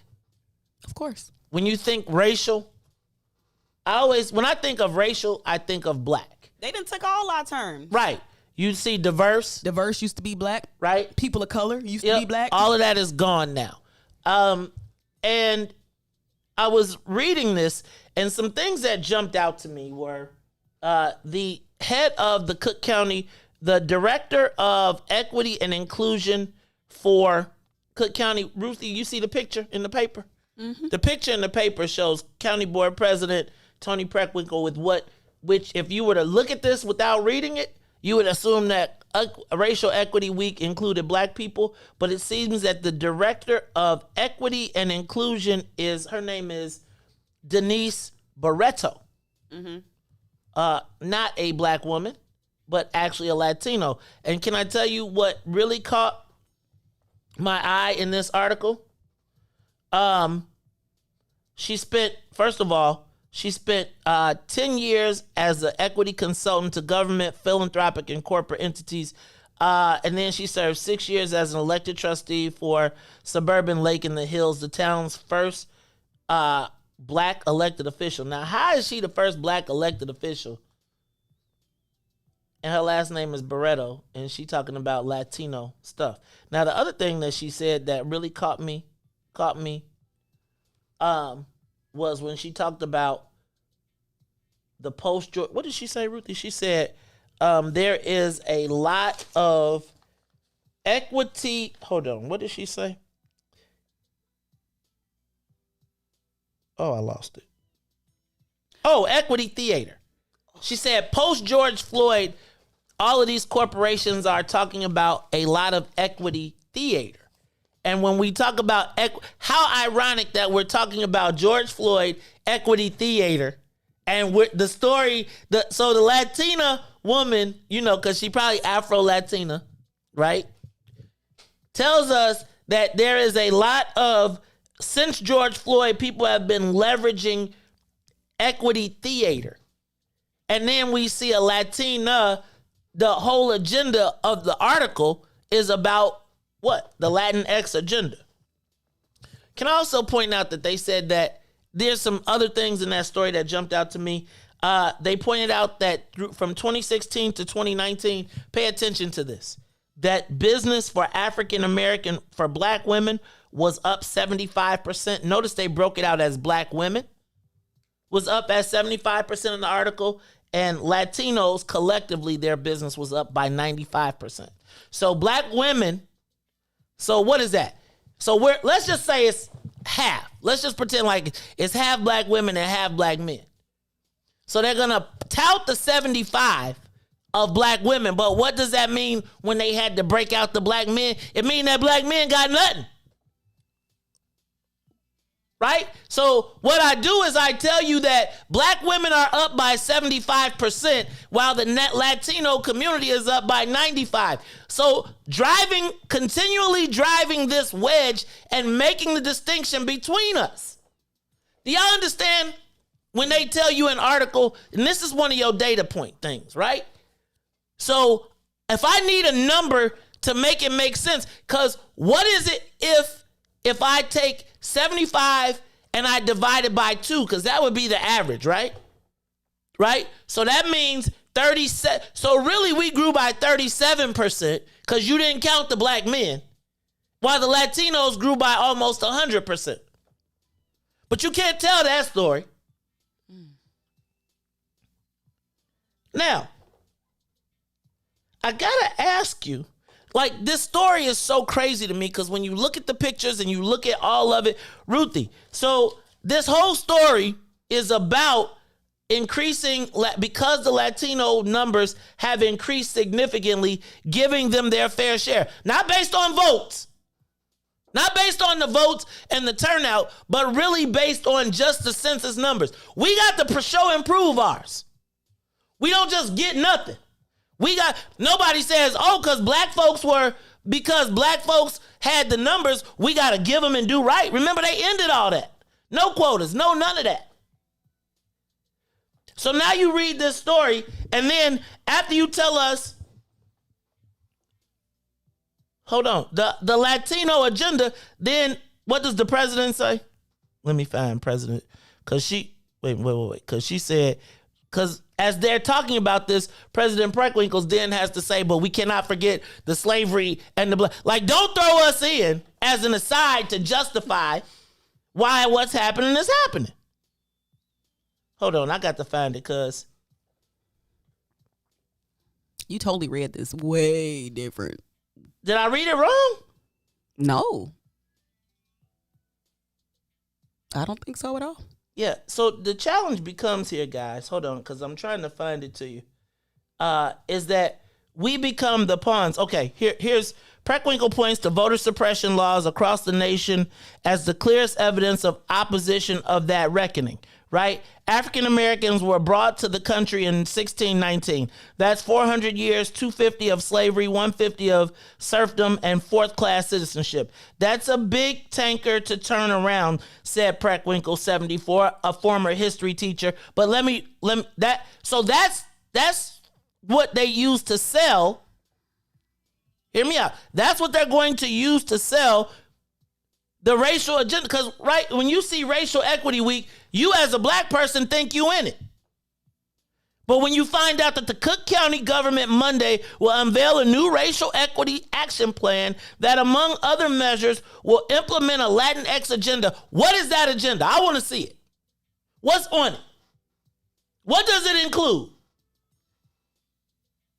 Or ethnic group hiring and promotion. So what does that mean? Who's getting out of the spots? So once again, let me tell you how this works. So they give us the top spot, and then they fill in all the low spots. The black person is standing up here like, look out for me, look out for me, look out for me, as the black person, while I fill in all your gaps with Latinos. So when I go at 74, your future is sold. Because you ain't even in the pipeline. Your future is, so again, we're sitting here clapping for our own demise, because what black person is gonna disagree with Racial Equity Week? None, because race, what do I tell you about equity, right? It makes white people rich. So now we're all for this we're for Racial Equity Week, but the agenda ain't about us. Who wrote the Latinx agenda? And clearly Preckwinkle has a copy. Is she sharing it with the black elected officials? Because I want to know, who are the black elected officials that are responsible for implementing this Latinx agenda? And where are you with the black agenda? Because see, this article will be sold to us as, again, So here's what happens to you. This is the acknowledgement we get. African Americans were brought to this country in 1619. That's 400 years, 250 of slavery. Meanwhile, the director of racial equity is saying that we ain't using this George Floyd stuff right. Who are the black people that know what this Latinx agenda is? I'm not tripping on the Latinos. Do you? But I need to know who are the black people that are expediting this agenda without saying anything about ours. Who are the black people? Because I'm going to tell you what. Because everybody's looking at the maps, and so all the black people are now trying to line up to try and build coalitions, and I'm saying, who you building a coalition with? Now let me bust your head just a little bit more, because I was reading in this same newspaper. I'm gonna click once. I got to add. I click twice, and then I go to page 11, where it says Chicago's construction set-aside program extended for 6 years with revised eligibility standards, and our chairman of our Black Caucus is on the front page. And let me tell you what that program includes. Allowing minority and women-owned businesses to qualify for a program until they reach 150% of the standard established by the U.S. So that's minority. That ain't you. That's everybody. And women-owned. Averaging gross receipts of a 7-year period instead of 5 years. What essentially is happening is we ain't making no rich black folks, new black folks. So what they're doing is expanding the opportunity for the old black folks to stay rich and to keep eating at the trough. I have no problem with that. But don't cut us off while you're selling us as this is our win. You telling me that we gonna make the black people who are already 150% above median poverty, above the rate, telling me that somebody already rich, we gonna expand the opportunity for them to get rich. That's fine, but don't come telling it to me. The average, narrowing factors used to calculate personal net worth by eliminating non-liquid assets that include real estate, retirement savings, and the owners interested in non-certified businesses. How many black people does that help? How many? You know many black people with interest in non-certified business? That means you already getting money with the white boys, and the money you getting with the white boys don't count against your number. Now,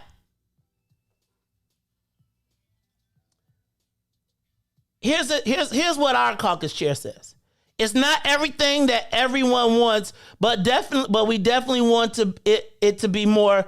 We want limits to be higher. We want the percentages to go up. Said Jason Irvin, chairman of the Chicago City Council. But we definitely thank consultant Colette Holt for work that, hold on.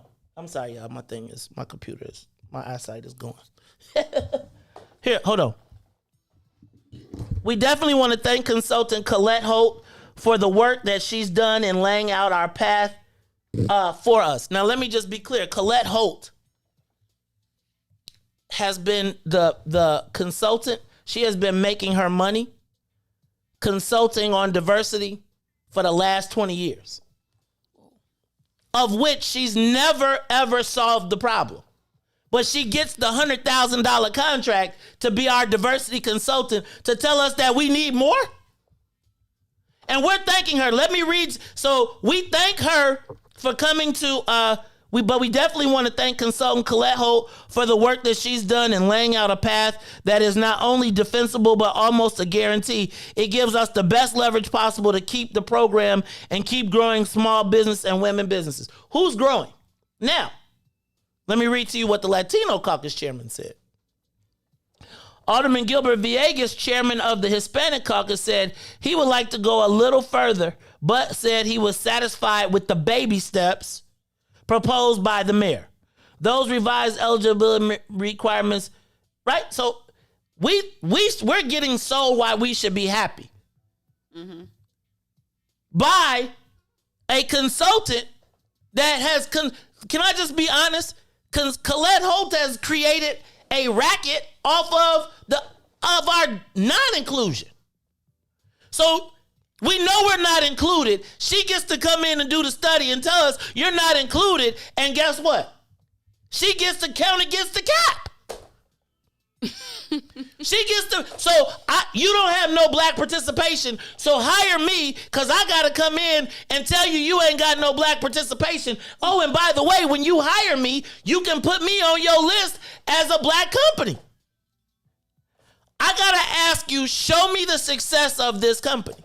Now, do y'all understand this is all happened? So in the same newspaper story, in the same 3 pages away, I click one time. 1 page, Ruthie. We go from the Latino agenda that the county is implementing to us being told that we should be happy. Go to the phone lines. Rachel, you're on the Maze Jackson Show. Give us a call, 872-259-7474. I'm about to blow a stat. What's up? Rachel, you're on the Maze Jackson Show. This is not Rachel. This is Frank from the West Side. Good morning, everyone. What up, This is man? Ruthie, man. I knew he was going to make it. Hey, listen, brother, man, this is absolutely dangerous. It's absolutely ridiculous. I'm going to say, you and Ms. Dorothy right here on my show Saturday are the only ones that be bringing it like this. Let us know. Everyone else in the side, right up on the radar. What's amazing about this, brother, Maze, is this is happening with all these black politicians out here in power state. From their own down, okay? We need to understand this. If we're going to start telling the Democrat Party that we agree with the public going to do when it comes to illegal immigrants or documented or undocumented, we are not signing up for anything y'all want to do. Democrat Party, as long as the birthright citizenship question, structure is you automatically a citizen when you're born here and not change the only vote your parents are citizens. If you on just one of them, that's how you get them. Both must be legal citizens, not resident citizens. And you get a non-citizen certificate and you got a proper citizenship when you come of age. Okay, we're not going to kick you out. As long as we are not allowing that citizenship question put on the citizen form and on your citizen account for representation. Hold on, Brother Frank, you sounding like Donald Trump. He said that. That's right, and we all said, bloody no. Your cousin came from you, and your cousin came from the Republicans. And look what it's done to us. You see what I'm saying? Brother man, I'm going to ask you a question. Is it possible, do you think it would be possible for each state, because we got to put a stop to this, for each state on their own, I'm pretty sure the Republicans, they don't come up with this, for each state on their own to do a local census of their state, and you got to do the census, and we want to know who citizens are in your household or who's not citizens. And only your citizens in your home. Brother Frank, stop. Back up. Brother Frank. We stopped. Yeah. Remember, we took citizen out. I know. Of all of remember, being a citizen in Illinois was a bad thing. So we can't even talk about that anymore. Right? It has become almost like you're being a racist if you talk about citizenship. And again, Riis, look up, man. I'm saying we gotta be able to recognize when it's happening. Do y'all understand? Like, I swear I'm not knocking the Latino caucus. They doing what they supposed to do. But I do feel as though, like, I need to understand who are the black people that are in charge of executing the Latino agenda. Like, no, this is a county. So I gotta ask you, who are the black people that should we hear anything from them? Like, so I guess the county commissioners, the county board elected officials, like this Latino agenda that's being implemented, how do you intend on ensuring that they get a piece? Look, I got to take a quick break. I'll be right back after these messages. The Maze Jackson Show.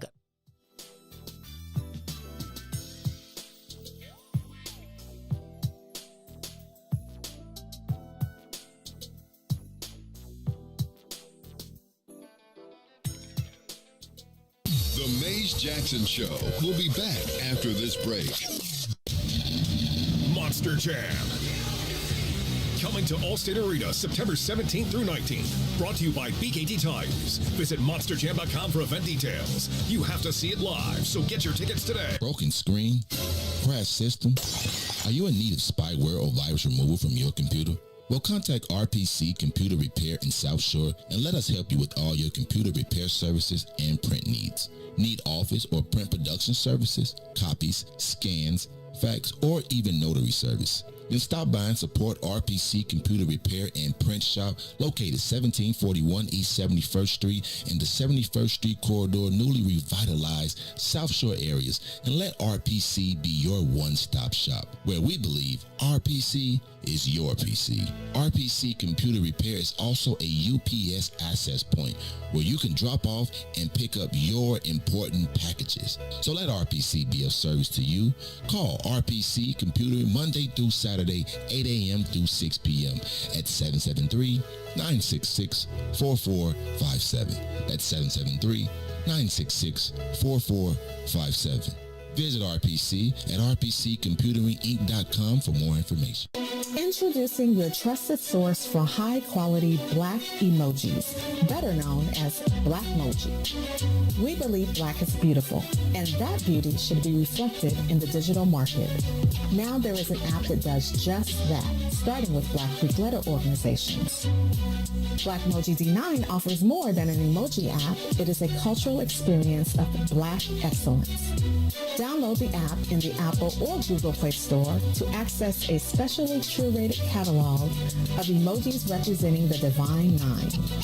Use the emojis to celebrate Black Greek events, acknowledge current events, support social causes, and learn about esteemed Black Greek members who blaze the trail of Black history.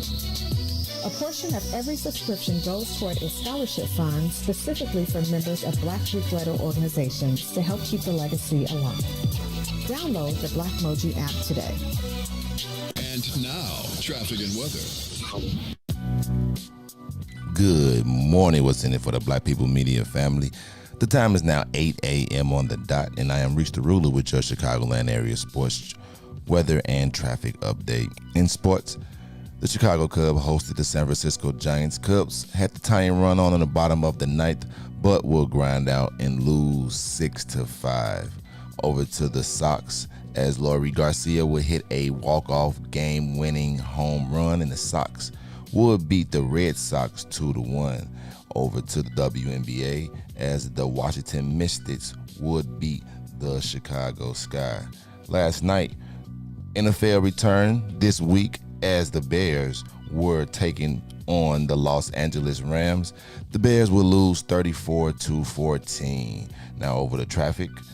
On the Kennedy O'Hare to the Loop, 65 minutes. Outbound to O'Hare will be 62. On the Eden from Deerfield to the Exchange is 63 minutes. Exchange back to Deerfield is 42. On the Eisenhower Thorndale to the Loop is 65. Back out to Thorndale will be 40. On the Stevenson from I-355 to the Dan Ryan is 52 minutes. Outbound will be 35. The Bishop Ford from I-80 to the Dan Ryan is 58. 30 minutes back out to I-80. The Dan Ryan is 24 minutes to the Loop, 17 minutes back out to 95th. DuSable Lakeshore Drive south from 55th to Jackson is 18 minutes. Jackson to 55th is 10. On the north side of things, Randolph to Bryn Mawr is 9, and Bryn Mawr back to Randolph is 10 minutes. Today's weather is currently 73 and mostly cloudy. Today will be a high of 81 and a low of 70. I'm Riis the Ruler, and I hear Slick with Addicted on the Maze Jackson Show. I mean, I know that you're here with me and everything, but since you just left a few hours ago, I've just been going crazy. And I done come to realize one thing.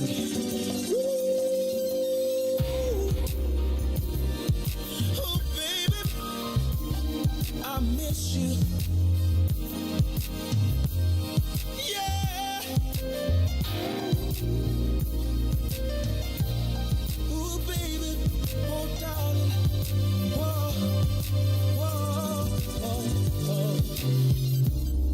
Your love must be some kind of drug, baby, 'cause it just keeps on calling me, and I just need a hit of your love. It's got me shaking and feeling for your touch. Baby, of you I can't get enough. It feels like I done OD'd on you, babe. I'm addicted for you. Back to the Maze Jackson Show.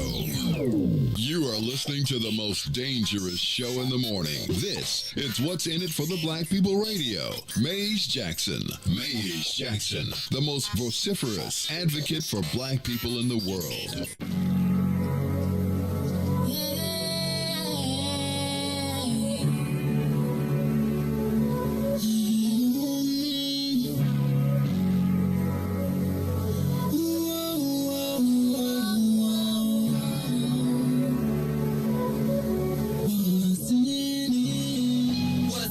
Black people, cause economically we are not equal. Waking up to life, can't toast no more. I told y'all, yeah, this is a dangerous show. Don't go to church if you ain't trying to help us. Don't even try to be around and can't protect us.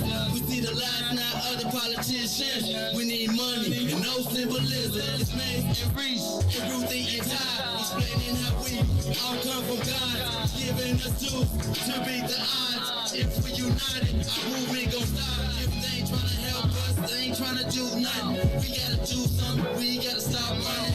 It's time to confront the problem. Really, you expect your oppressed to solve them.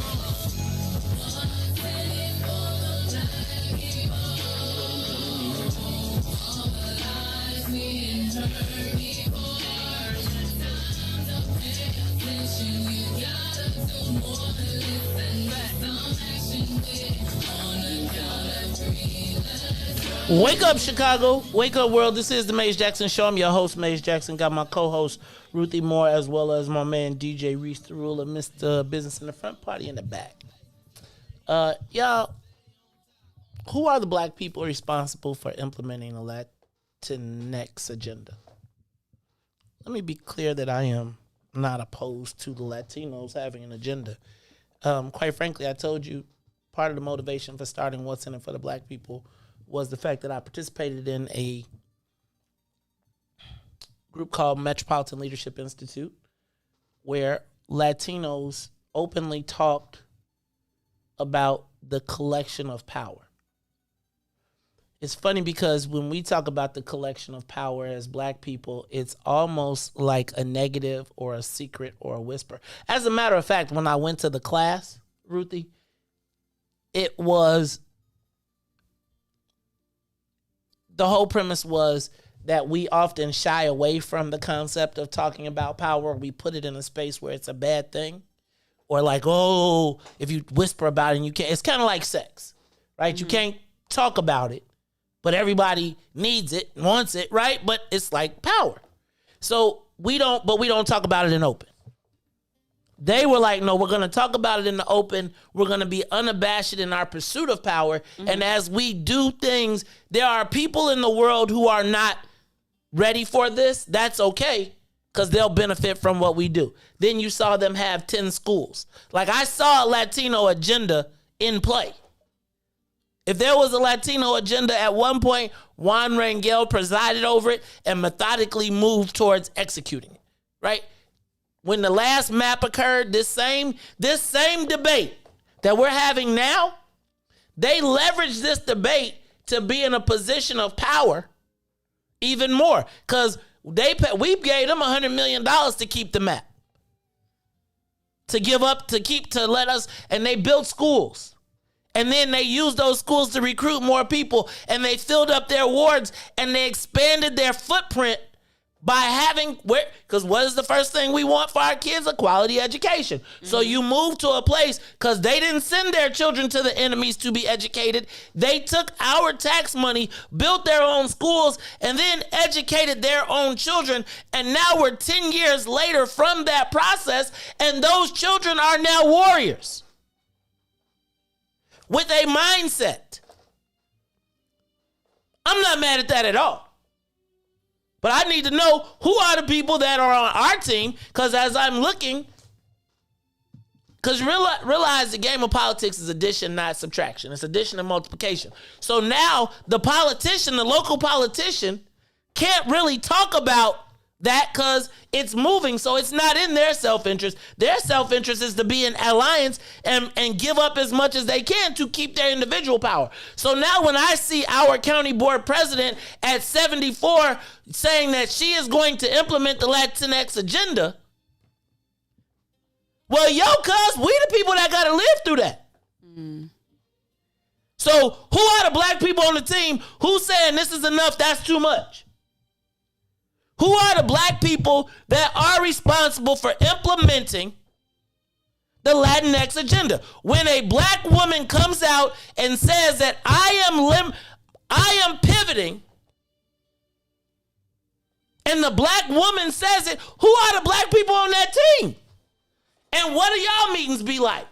Do they come? No, remember, y'all laughing at me, but do y'all remember when I was having a conniption about the fact that they were having, remember the census meetings, and Chuy Garcia was presiding over the census meetings for years, and they were doing it at the Urban League. So they came to the Urban League, laid out a plan. We didn't go, and now they used our joint to make a plan that now, and can I tell y'all what? There won't be one black elected official that will say a word. And not even against anybody, but who? Let's go to the phone lines. Byron, you're on the Mace Jackson Show. Byron. Good morning. Good morning, man. Good morning. Hey, Mace. I'm here. Calm down. You know it's over. I know it's over. Damn. I told you before, it's better to get something than nothing. When we concentrate on criminal reform, they're concentrating on getting more jobs. And by the way, if you go from one person to two per person, it's 100%. So when you talk about that 75%, they double that number. Right. You know what I'm saying? It's nothing. They don't give us the real numbers. Cook County, less than 1% goes to black contractors. Less than 1%. Same thing with the city. I keep telling you, Maze, it's over with the Democratic Party. We got to make a plan to get something from somebody else better than nothing. It's sickening. I know you're raising your high blood pressure, but it's over for us in the city. It's over. These Negroes are going to keep voting Democrat to get nothing. And it's supposed to get something. I want to get 5% than nothing. Maze, would you agree with that? If somebody gives me 5% as opposed to nothing, would you take the 5%? Yes or no, Maze? Our community is in so much trouble, and these black people who are speaking on our behalf are doing nothing. They're just turning their back. They're just turning their back and getting their crumbs. Eventually, we will all be off to the pasture. Concentrating on criminal reform while they're concentrating on getting more millions of dollars. So I'm gonna throw one in here for you. I'm gonna throw something in here that's gonna make me make my stomach hurt just a little bit, and hopefully everybody's and I hope everybody's stomach hurts a little bit, because I'm going to be the bad guy. But remember when we had the chairmanship of the committee of the Racial Equity Committee in City Council, and what we got was cabinets.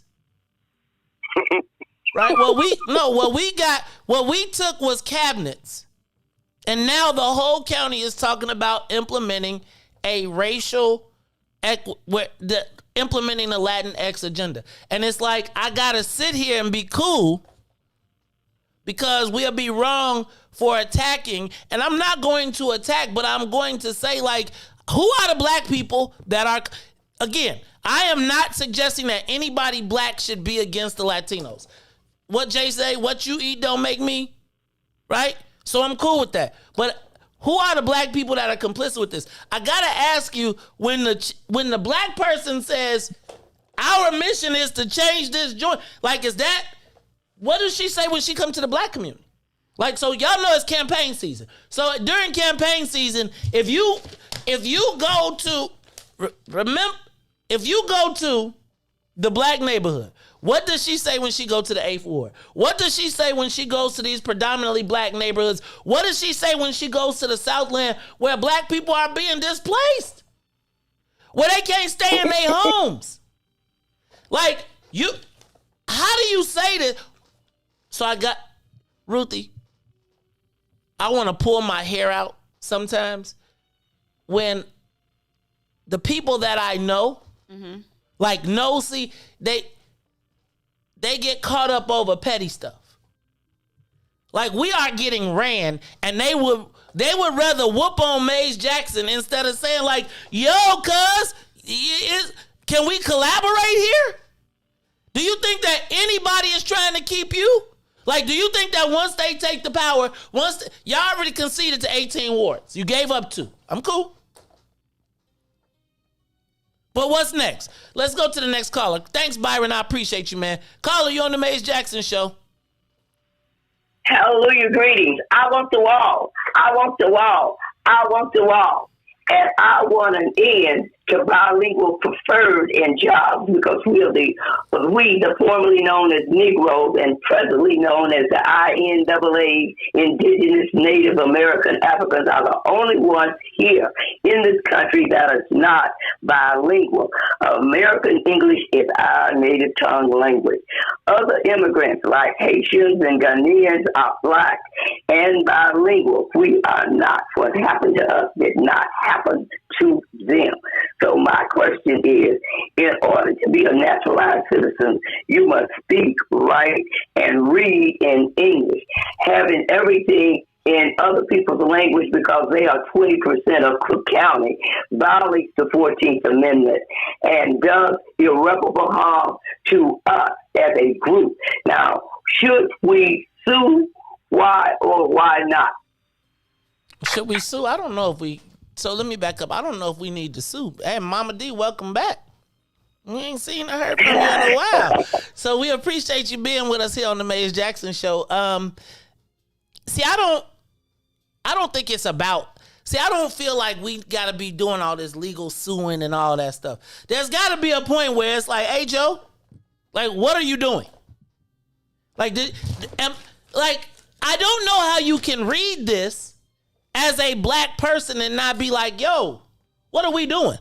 Like, I feel like people are just comfortable because our birthright is being... So let's just be clear. And this is not an ageism thing. If our 74-year-old standard bearer is handing the flag off to someone else before she leaves, if she's passing the baton and it is not to us, how does that help us? Like, am I making sense here? Because I feel like I'm a little crazy that you I don't know that it's the black person's job to expedite our slide off the cliff. If you think about it,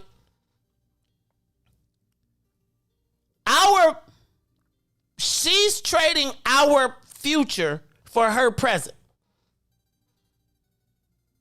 So she's giving away Ruthie's birthright. She's committing you to I'm gonna be straight. She's committing you to indentured servitude. She's committing you. She's saying all these people that we got right here on the way out, y'all next. I'm acknowledging it. I'm going to wait, hold on, wait. But Biden did the same thing. No, y'all, But I'm saying this is a nationwide agenda. So why wouldn't the local Democratic Party be reflective of the national Democratic Party? Why are you trying to think so much? I'm just saying. Stop all that thinking. You read. That's why they don't want you ninjas reading. This is a whole plan. Stop reading. Do you understand this though? Well, the Democratic Party got to ensure they next voters for the next how many ever years. So I told y'all this maybe. Remember when the Lyndon Baines Johnson quote when he passed the equal rights or the whatever he passed, that whole little war on poverty, whatever he did. And remember he said, I'm gonna have the niggas voting for me for the next 30. Our time is up.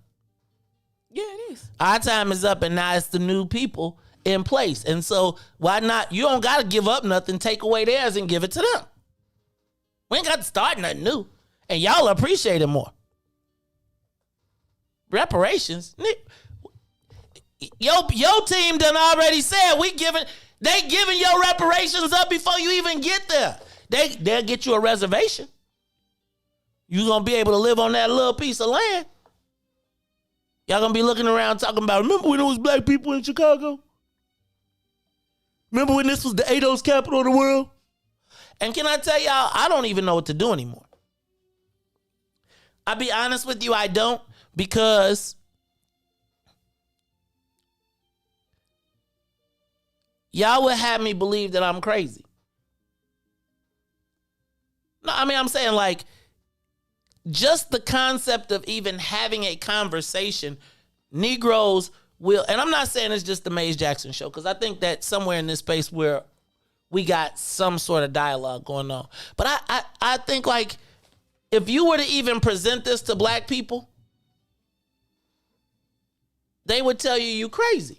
Or they would allow people to call you racist. They would allow people to say that, like, again, think about the gravity of in a place where black people have fought for the right to vote and to be citizens. We took citizen out of the dialogue. Leveling the playing field. You don't count. You don't get no special nothing, Negro. And white people got their privilege. So guess what? If it don't mean nothing to be a citizen and white people gonna always have their privilege, guess who loses? You think white people giving up their privilege? No, because they're around here telling you that we took care of the black women at 75%. Think about the gravity of any other race allowing them to separate you like that. Like, can you imagine that somebody had the balls to say, you know what we could do?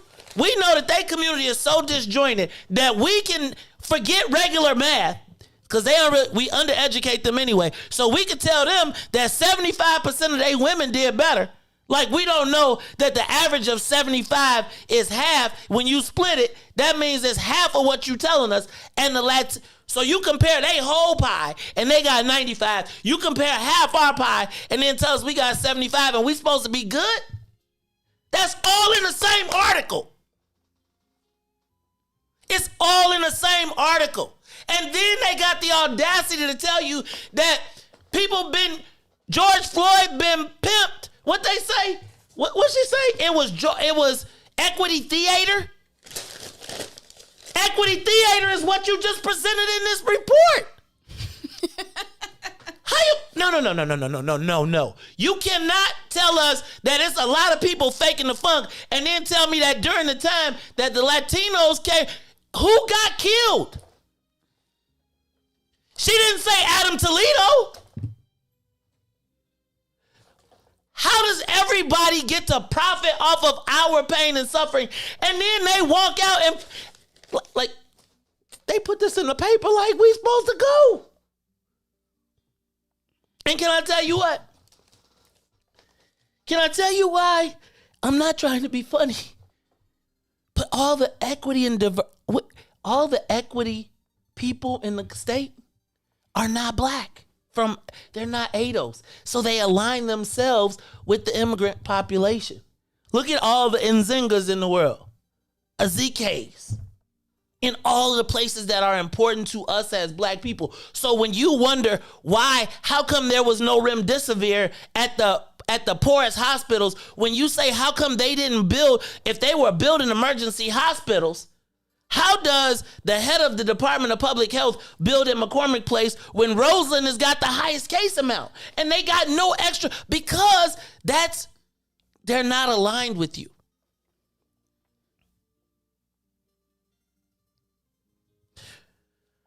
We saw our president, and I'm not talking about Biden.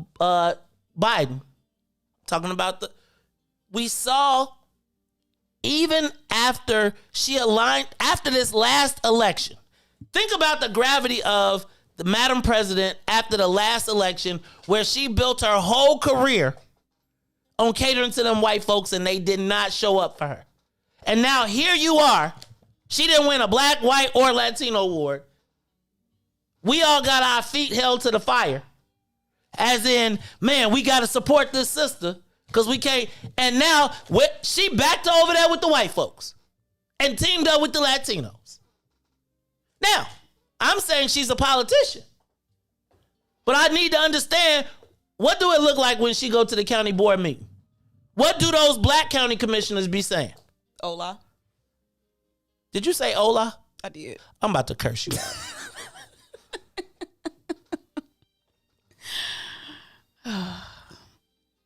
By the time we get to this space, we done already like missed it. We've been talking about this office of new like literally like.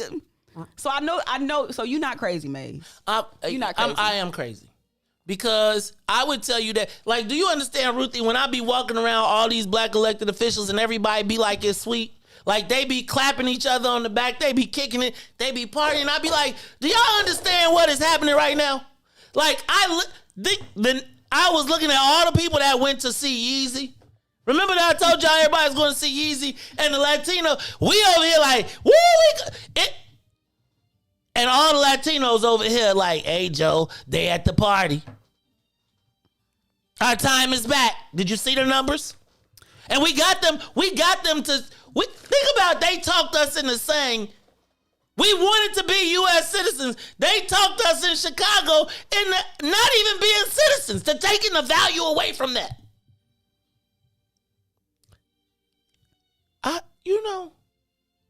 This is why I don't mess with y'all. See, this, y'all be talking about Bolingbrook. Can I tell you what? In Bolingbrook, this wouldn't happen. They be like, what do we need to do for the black people? They got a third of the vote. We lost 1 point and they done gave up. Look, it's not like it's 35. It's not like it's 40-10. It's like 29. It's 31-29. Allegedly, because you know I don't believe these statistics. Right, exactly. What you see, they only count what they want to count. We only want to count the black women today. From the census. Remember when the census got affected by COVID? Remember that happened? Yep. And I just kind of had a feeling that these numbers weren't going to work out in our favor. Well, they've been setting that up, and my thing is, how can I tell you this? The thing, like, it can be bad, but we ain't got the help. Like, you got to understand, when I open up the paper and I say that the most powerful black woman in the Democratic Party is telling us that she's handing the baton over to the Latinos, as if there ain't no other black folks in the world worthy, right? Like, they got their, like, if it's equity, because I don't know that black people have gotten equity ever in Cook County. So, like, how we moving on from we couldn't fix this problem, so now we getting ready to go home, give it to somebody, maybe they appreciate it more. Because you Negroes don't want nothing no way. And then just, you don't want to go to work. That's you millennials not wanting to go to work. No, it's data. To me, it's manipulation. Say it. It's data manipulation. But it's data in my humble opinion, because I ain't seen the. Ruthie, can I tell you how you know it's a data manipulation? So can I imagine if you would have put a pie chart up, and it said Latino business growth, right? And it was 95. And then you put up another pie chart, and it was like black women business growth, and it was 75. You'll be like, it wasn't that bad. Then you'd be like, wait a minute. That's their whole group. That's not it is data manipulation. We cannot present that black people only got 35% of growth. We cannot present that. You better give me something else. Here's how we can do it. Black women. Because who cares about black men anyway?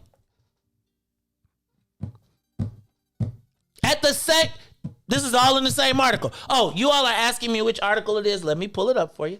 It's today's Sun-Times. The article is, hold on. It's on page 8. It's called The Updated Roadmap. It is written by Maudlin Iher-Jerica. That is who wrote the article. Sister. She did a really nice article on Carrie, too. That picture was the bomb. Give us a call, 872-259-7474. Maybe I'm crazy. Well, I think part of it. Yeah, I don't care. Stop it. Well, I think some of it has to do with being labeled anti, right? But when you think about how power works, you got to be anti something if you want something.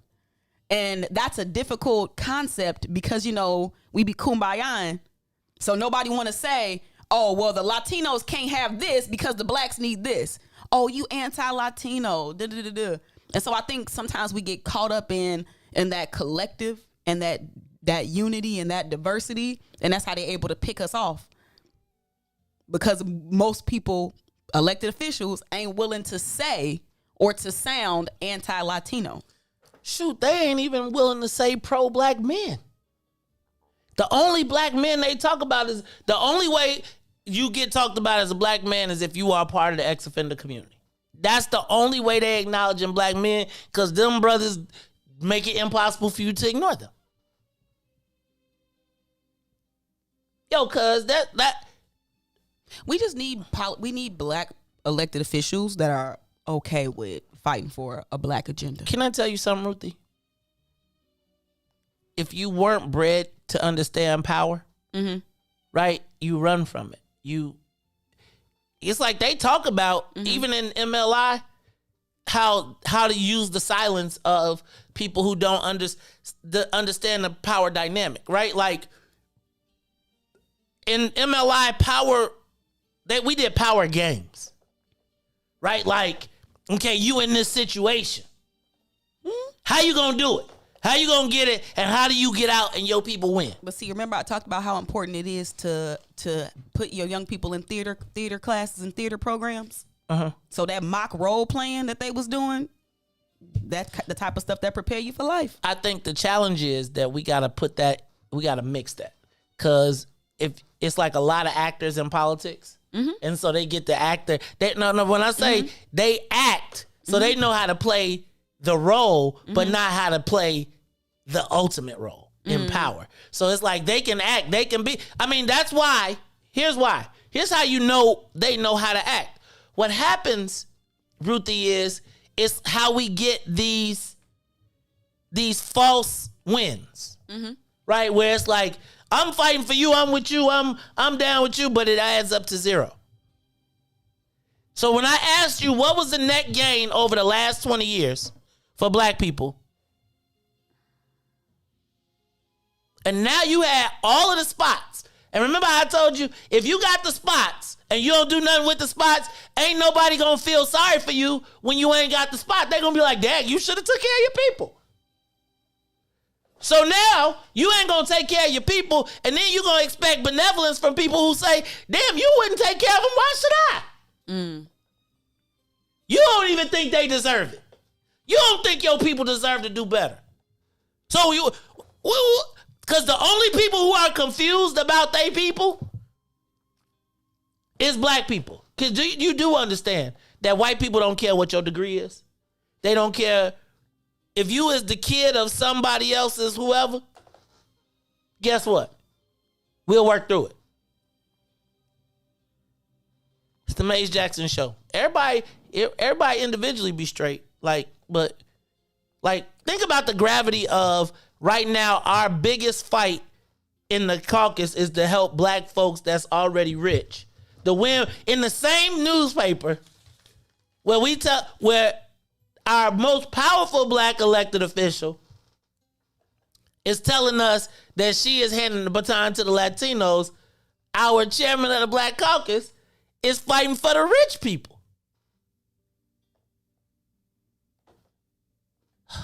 And I Jason is my man.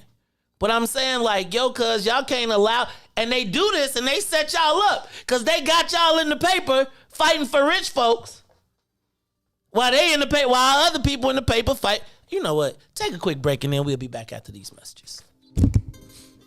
The Maze Jackson Show will be back after this break. WIIFTVPN Monster Jam. Coming to Allstate Arena September 17th through 19th. Brought to you by BKT Tires. Visit monsterjam.com for event details. You have to see it live, so get your tickets today. Shop at Black-owned and operated Solo Beauty, where you are appreciated and respected. Located at 8158 South Cottage Grove, Solo Beauty can supply all of your black hair care needs. Solo Beauty is open from 11 a.m. to 8 p.m., Tuesday through Saturday. And now, traffic and weather.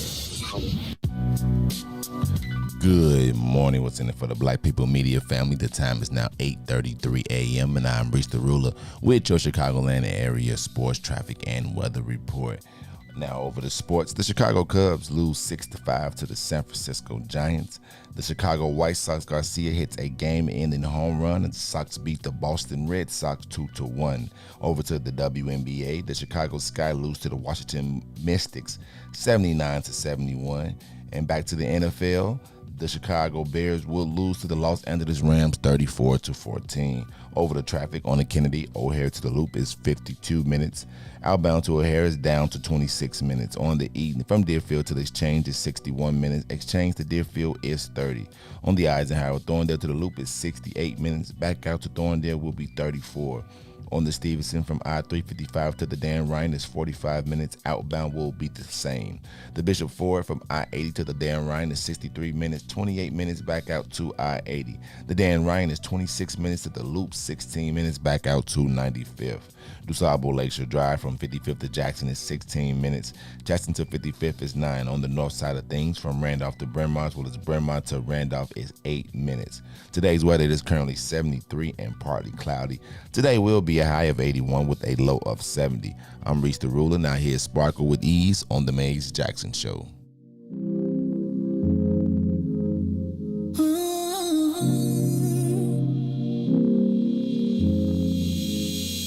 You see me, you see him, my best friend. He hold me down like ankles fighting the waves. Apply to my crime, yeah, I do time. Till I'm with you, I be counting the days. Yeah, ooh, been through so many things, but we always get through. Yeah, ooh, it ain't always perfect, but it's worth it. This is deeper than the surface. If I said I didn't love you, you would not know I've been frontin'. Wiped all my scars away like it was nothing. Took the parts of me I tried to hide to make them something, something. Like it was nothing. Ooh, something about you, baby. Ooh, you know you drive me crazy. Ooh, you give me peace of mind. Ooh, let me tell you why. You make it easy. Say, to take it easy. Say, feel so weak.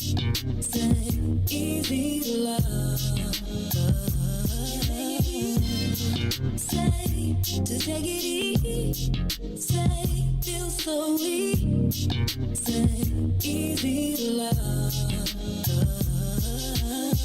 I never thought that I would give it to you, but now I don't think it's the time. I won't do it. I think it's cause the way you talk to me. Know how to say it without making me feel little. You're gracious even when you pop off on me. When you get done, I got a little something to drop off on you. Because you earned it with the time you took to put it that way. You got me liking to get put in my place. If I said I didn't love you, you would not know I've been frontin'. Wiped all my scars away like it was nothing. Took the parts of me I tried to hide to make them something, something. Like it was nothing. Ooh, something about you, baby. Ooh, you know you drive me crazy. Ooh, you give me peace of mind. Ooh, let me tell you why. You make it easy. Say, to take it easy. Say, feel so easy. Say, easy to love. Easy to make it easy. Say, You are listening to The Maze Jackson Show. I'm your host, Maze Jackson. Don't cry, Ruthie. It's going to be okay. We're doomed. You know, I almost feel like, do I even need to keep doing this? Like, I wonder sometimes, should I, last week I was practicing fluff. Like, to see if we could just do fluffy stuff. Mm-hmm. And just be like, what's your favorite hot sauce? What's your favorite movie? And every time I keep getting pulled back into these things. But Ruthie, I don't know. I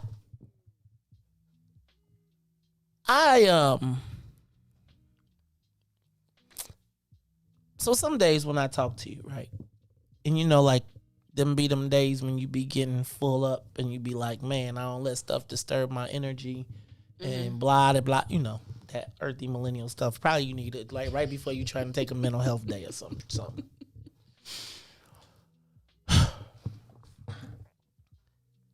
I'm starting to feel like a hamster on a wheel. Like in the cartoons where every time you open the door, you're just going to get a punch. 1, 2, 3. You know, I start to feel like Tom and Jerry. You know how when he be like, look at this. Remember how, like he be. And then Tom would look at it and then his fist would get super big. And pow! It hit him in the eyeball. Because I feel like every time I open up and I start to talk about these things, it's almost like I am castigated for wanting better for us. It's like I don't tell these stories and I get emotional because I care about this stuff. And it's almost like people, when I see some of my peers, not my peers, but some of the people I knew in politics, it's almost like, it's like he crazy or, you know, Maze, I get you and it is, but we can't deal with it right now.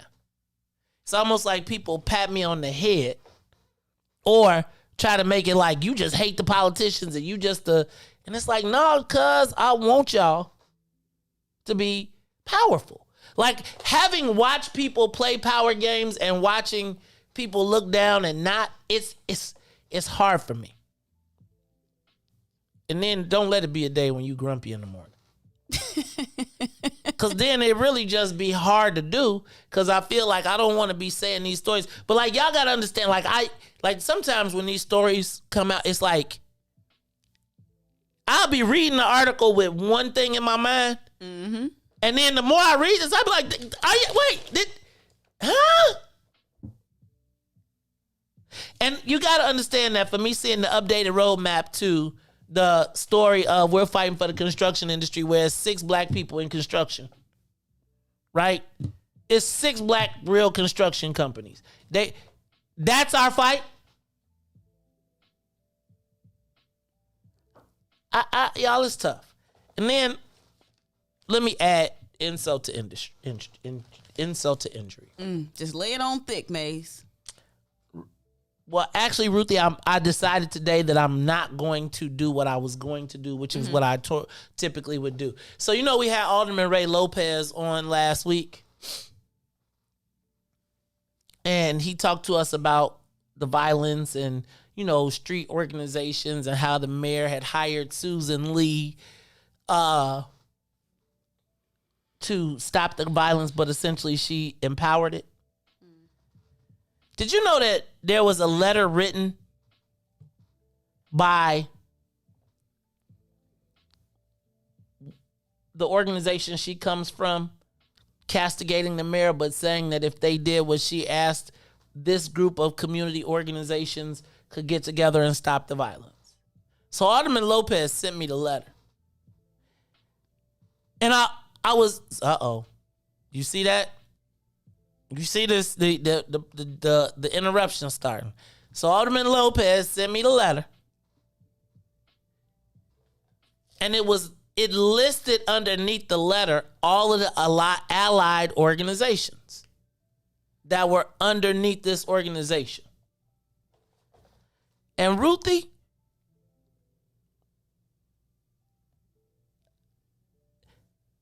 I was wholeheartedly disappointed to see the names listed participating with this organization. And Ruthie,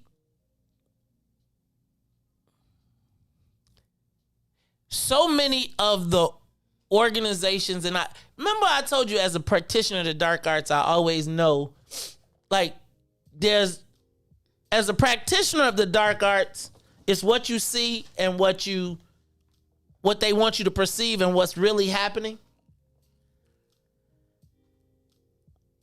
And I always say, everybody is on the payroll. And I wonder, does it matter whose payroll you're on? Does the payroll that you're on make a difference? And the reason, and I'm going to tell you, part of the reason that I'm not going to share the names and the list is because so many of our favorite, it's part of the reason that, you know, I don't never really get caught up in all the self-righteousness, the preachers, the people that are talking about what they gonna do for black people. I be like, cause it usually be the ones that be the most ungawa black power that be on the list. Ooh. They use their leverage as that person to collect a check. Gatekeepers. Yeah, but it's a whole nother generation. And so what I told you was, and I told y'all about these things, and when I saw the letter, I said, I could have told you. Remember when I told you the Negro draft was going on? Mm-hmm.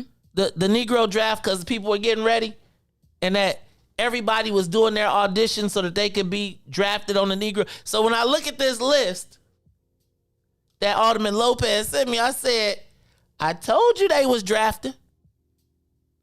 And it's like it's a letter to the mayor, but when you see everybody's name listed up under it, that's chief. If the person signed the letter and say all these people with us, but the letter come from us and it's signed by all of us, then I gotta ask y'all, do we ask the people whose payroll they own before we listen? What? Because y'all know I'm a lobbyist, right? So I have to file. So everybody I work for, I got to put, you can find out what I do. You know, people try to leverage against me. I tell the truth. That's really the only way to find out who tied to who.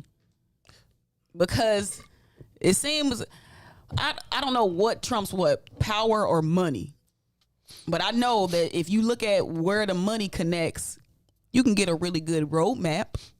For Negroes, it's money. Like, you will find any. And what white people with power have recognized is that black people aren't interested in power. They're interested in money.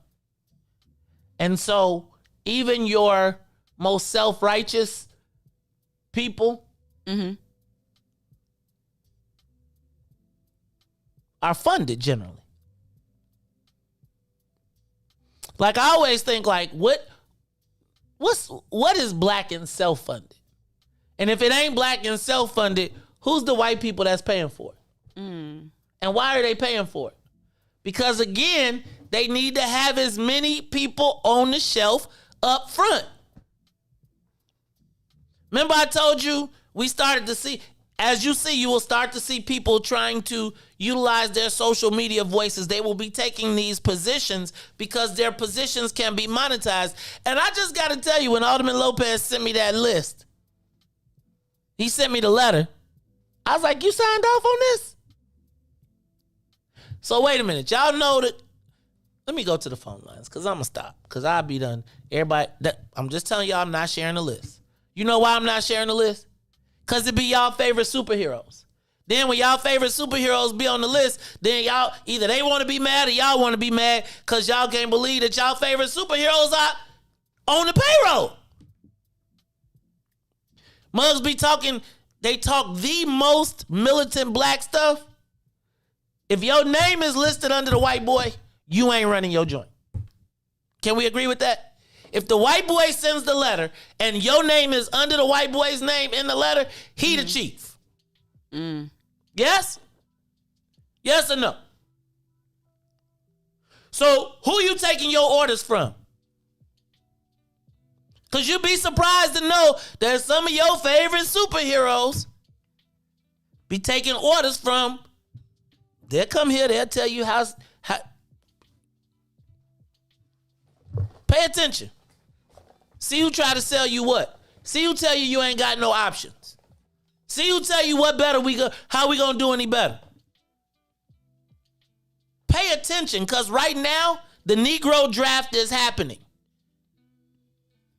I think what was crazy was the white boy so arrogant, he don't recognize he putting people on blast.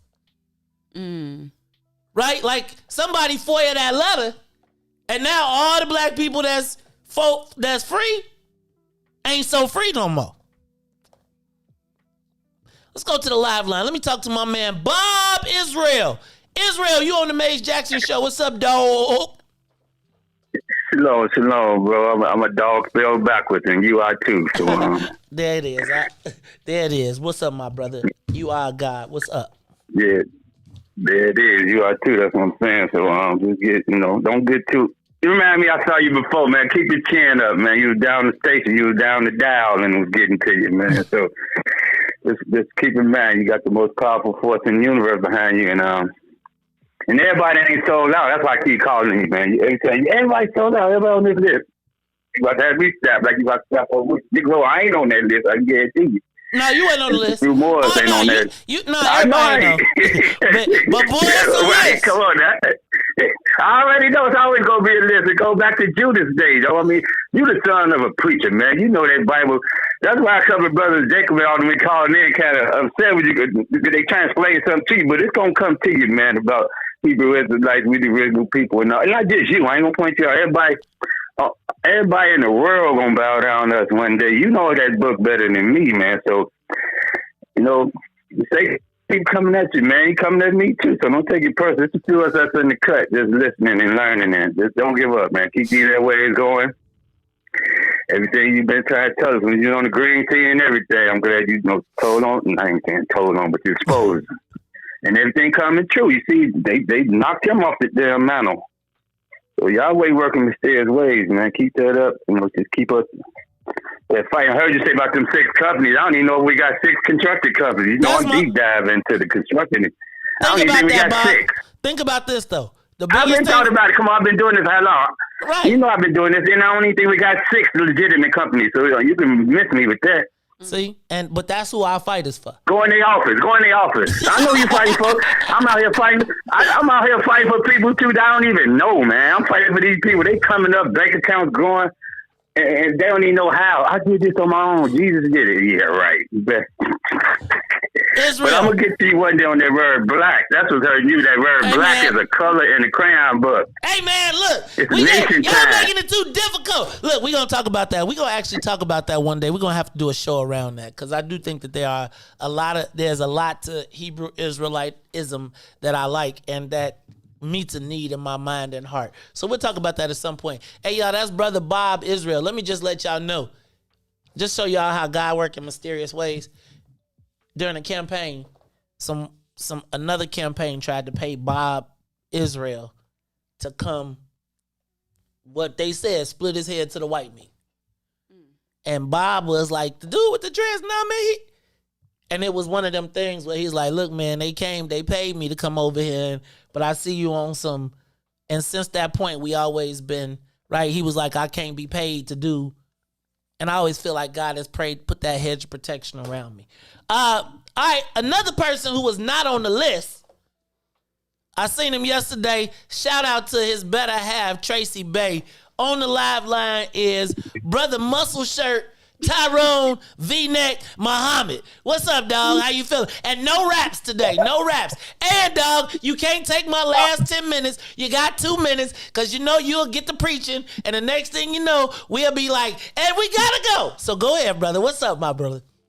Yeah. Hey, how you doing, man? Thanks for the continuous fight, man. And listen, bro, thanks for coming out as well. All the guys and everybody came through, and it was a great time for Sister Tracy. But anyway, bro, it's just got to be done. Bob, me and Bob Israel talk all the time, and we have not just in those different spaces of politics, but even in the construction space, they put tokenism in front of us. But we're gonna change that because I'm no longer worried about what we don't have, who's not participating. My goal is just to raise 10,000 ex-cons. and we're gonna crash the party. So we crashing your party and your election. We crashing your press conference. We crashing your business. We got $1,000 set aside to go to jail. We got $1,000 set aside to bust your damn head. We're not playing no more, man. It's like then. You said it earlier. Ex-cons the only men and group and class and cast of individuals who recognize that, hey, man, we discriminated against, and we are no longer going to sit back and watch highfalutin Negroes carve up our women, children, our community, without putting some real effort and letting them know that it's not gonna happen. We're not playing, and we're gonna hold you accountable, or you got to get out the way. If you think you're gonna stand and speak for us and for white folks, then you're gonna be able to take this pressure when we come put your punk ass in the trunk. Bye. That is our brother Tyrone Muhammad, who, hey man, you know I really am not. First of all, can I tell y'all? I went to Sister Tracy. Had her birthday party yesterday. She turned 50. Shout out to Tracy Bay. So, you know, it was all the ECCSC dudes, right? Jesus Christ, I got the lift to go to another one of them parties. I was like, hold on. Look, I saw my man Greg. I was like, I seen Greg, you know, he got he don't usually, I feel like yesterday, all the ECCSC dudes was all in like muscle gear. They was like, so I was like, damn, I'm really not staying long now because I could fit a whole hand in my one of the safest places in the city. Hey, yo, I'm tell you, it was on and popping yesterday. But yeah, you want to go to the ECCSC meeting? You got to bench 275. They be in there doing push-ups. That right? You get there late? Rap. No, it ain't. Clearly, you ain't got to rap. You got to get to the final boss. Ty, he waiting on you like this. All right, yep. After you get through all of the physical, then you got to do the rap. You right? Hey, y'all. This is the Maze Jackson Show. Y'all, I guess I gotta ask you, realistically, who are the black people that are responsible for implementing the Latinx agenda? We got to put Madam President Toni Preckwinkle on that list. She's introducing it today. Who's watching? Because Ruthie, they got a whole list of events. I mean, think about she doing an event with the assessor who lied to us, gave Donald Trump a tax break, and then ran your taxes up. And the people in the South suburbs drowning. And the people in the South, and check this out. The crazy part is we told the black people in the South suburbs to vote for him because it'd be different.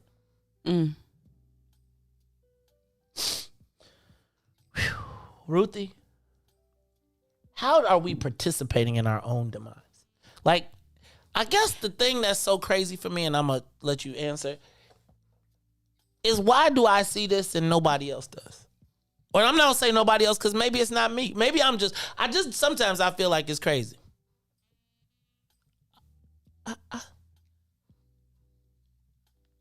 Like, why isn't this disturbing to anybody? It doesn't bother anybody. It's like the only thing that what we have to do is not within the popular opinion, or it's not within the popular rhetoric. It's not politically correct for us to openly say, hey, y'all, if we're going to retain our power as black people, we have to resist the Latino rise to power.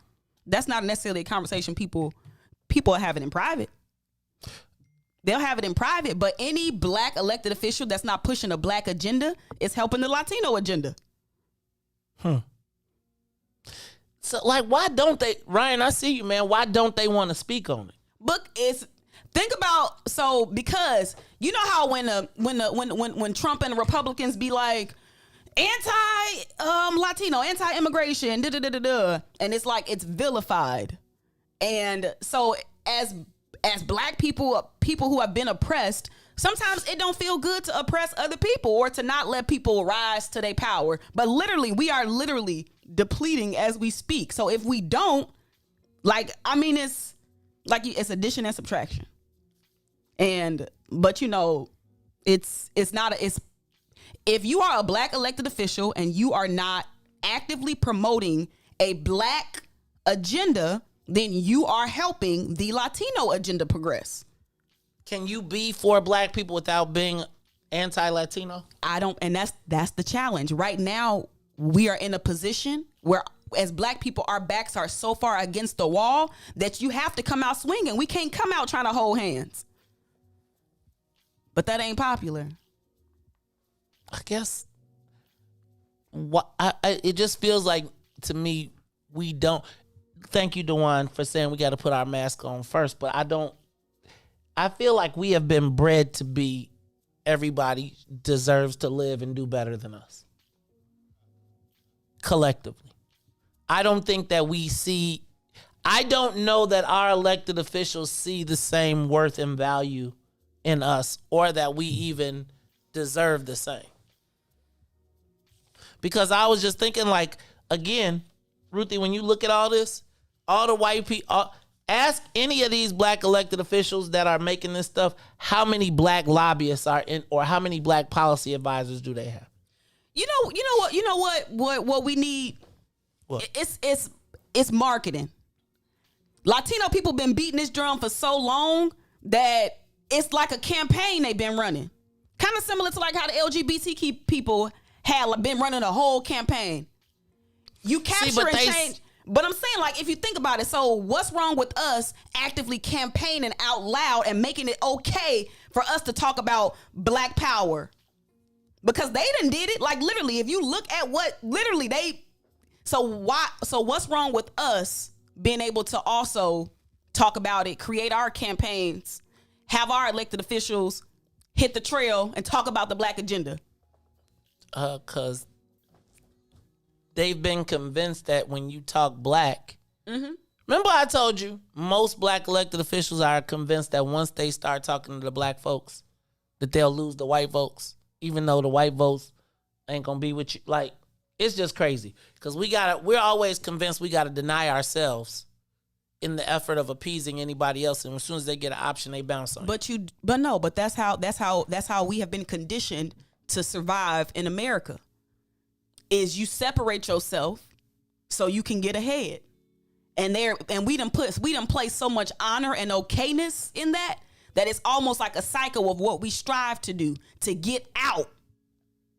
To get out from being labeled as a minority-owned business, because then you pigeonholed into a certain type of contract. We struggle to get out of some of these neighborhoods where people are committing these terroristic acts on us. We struggle to get out of spiritual bondage. And oftentimes better for us is more proximity to wealth and whiteness. So until we make up in our minds that we as black people are enough to sustain each other, we're going to keep on having these same issues. And the Latinos going to keep on passing us up until we say no. It's interesting. This whole, hey man, I feel like I got to start doing lollipops and rainbows, cause, and when I say I want to do lollipops and rainbows, and I need to do talk. We need to get some pointers from DJ, and we could do Week Wednesday in the daytime and all that stuff, because this black stuff becomes frustrating,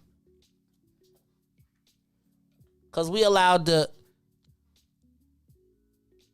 only people that don't nobody gotta respect are black people.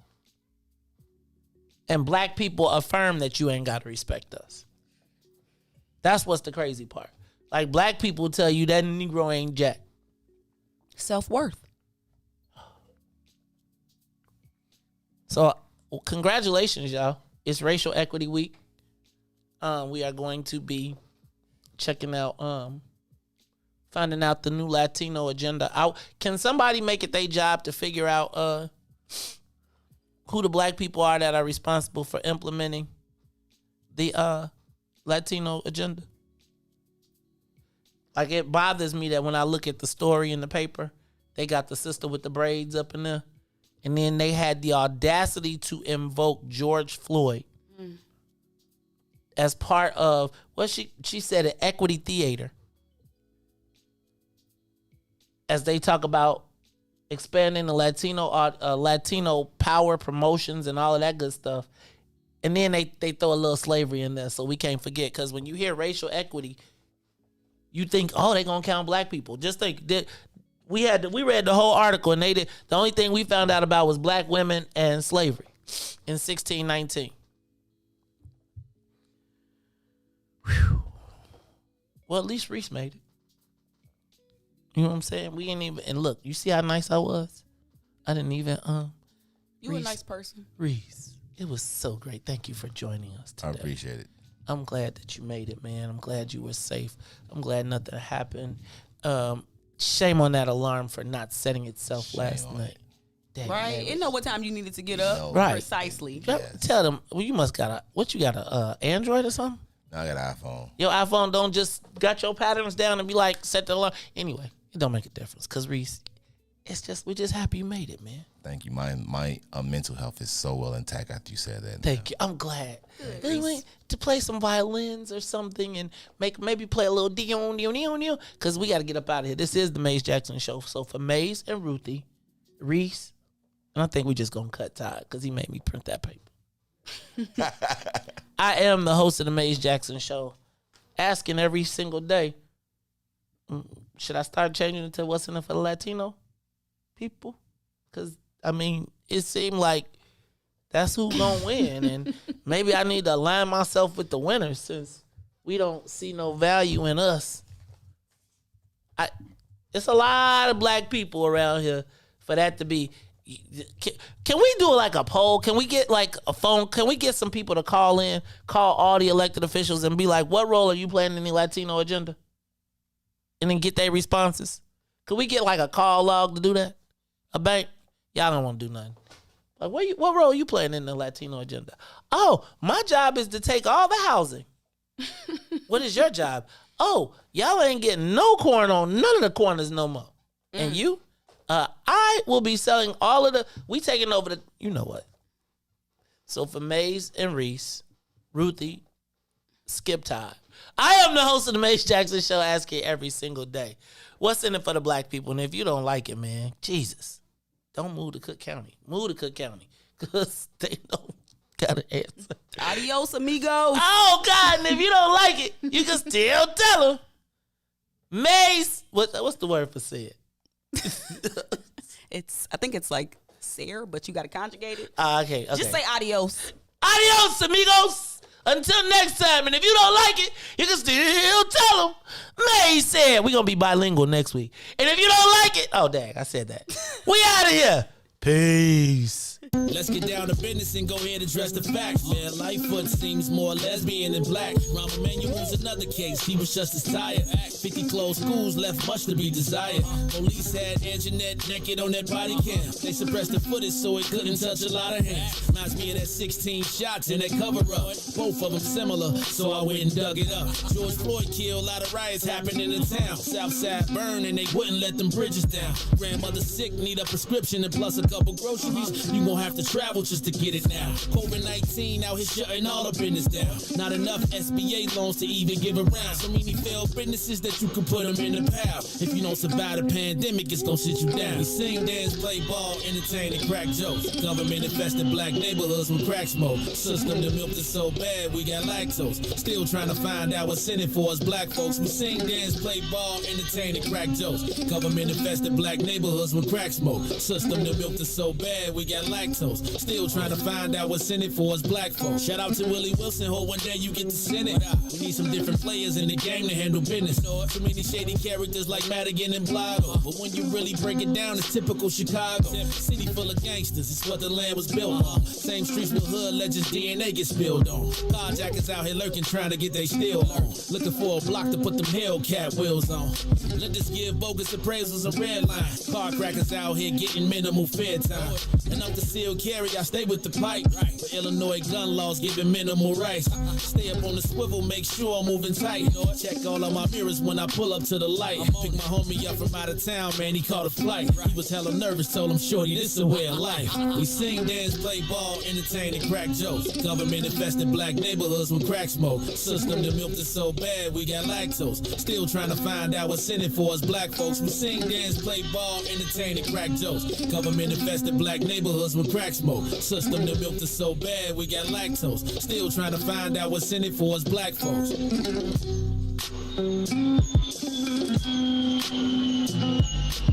Thank you.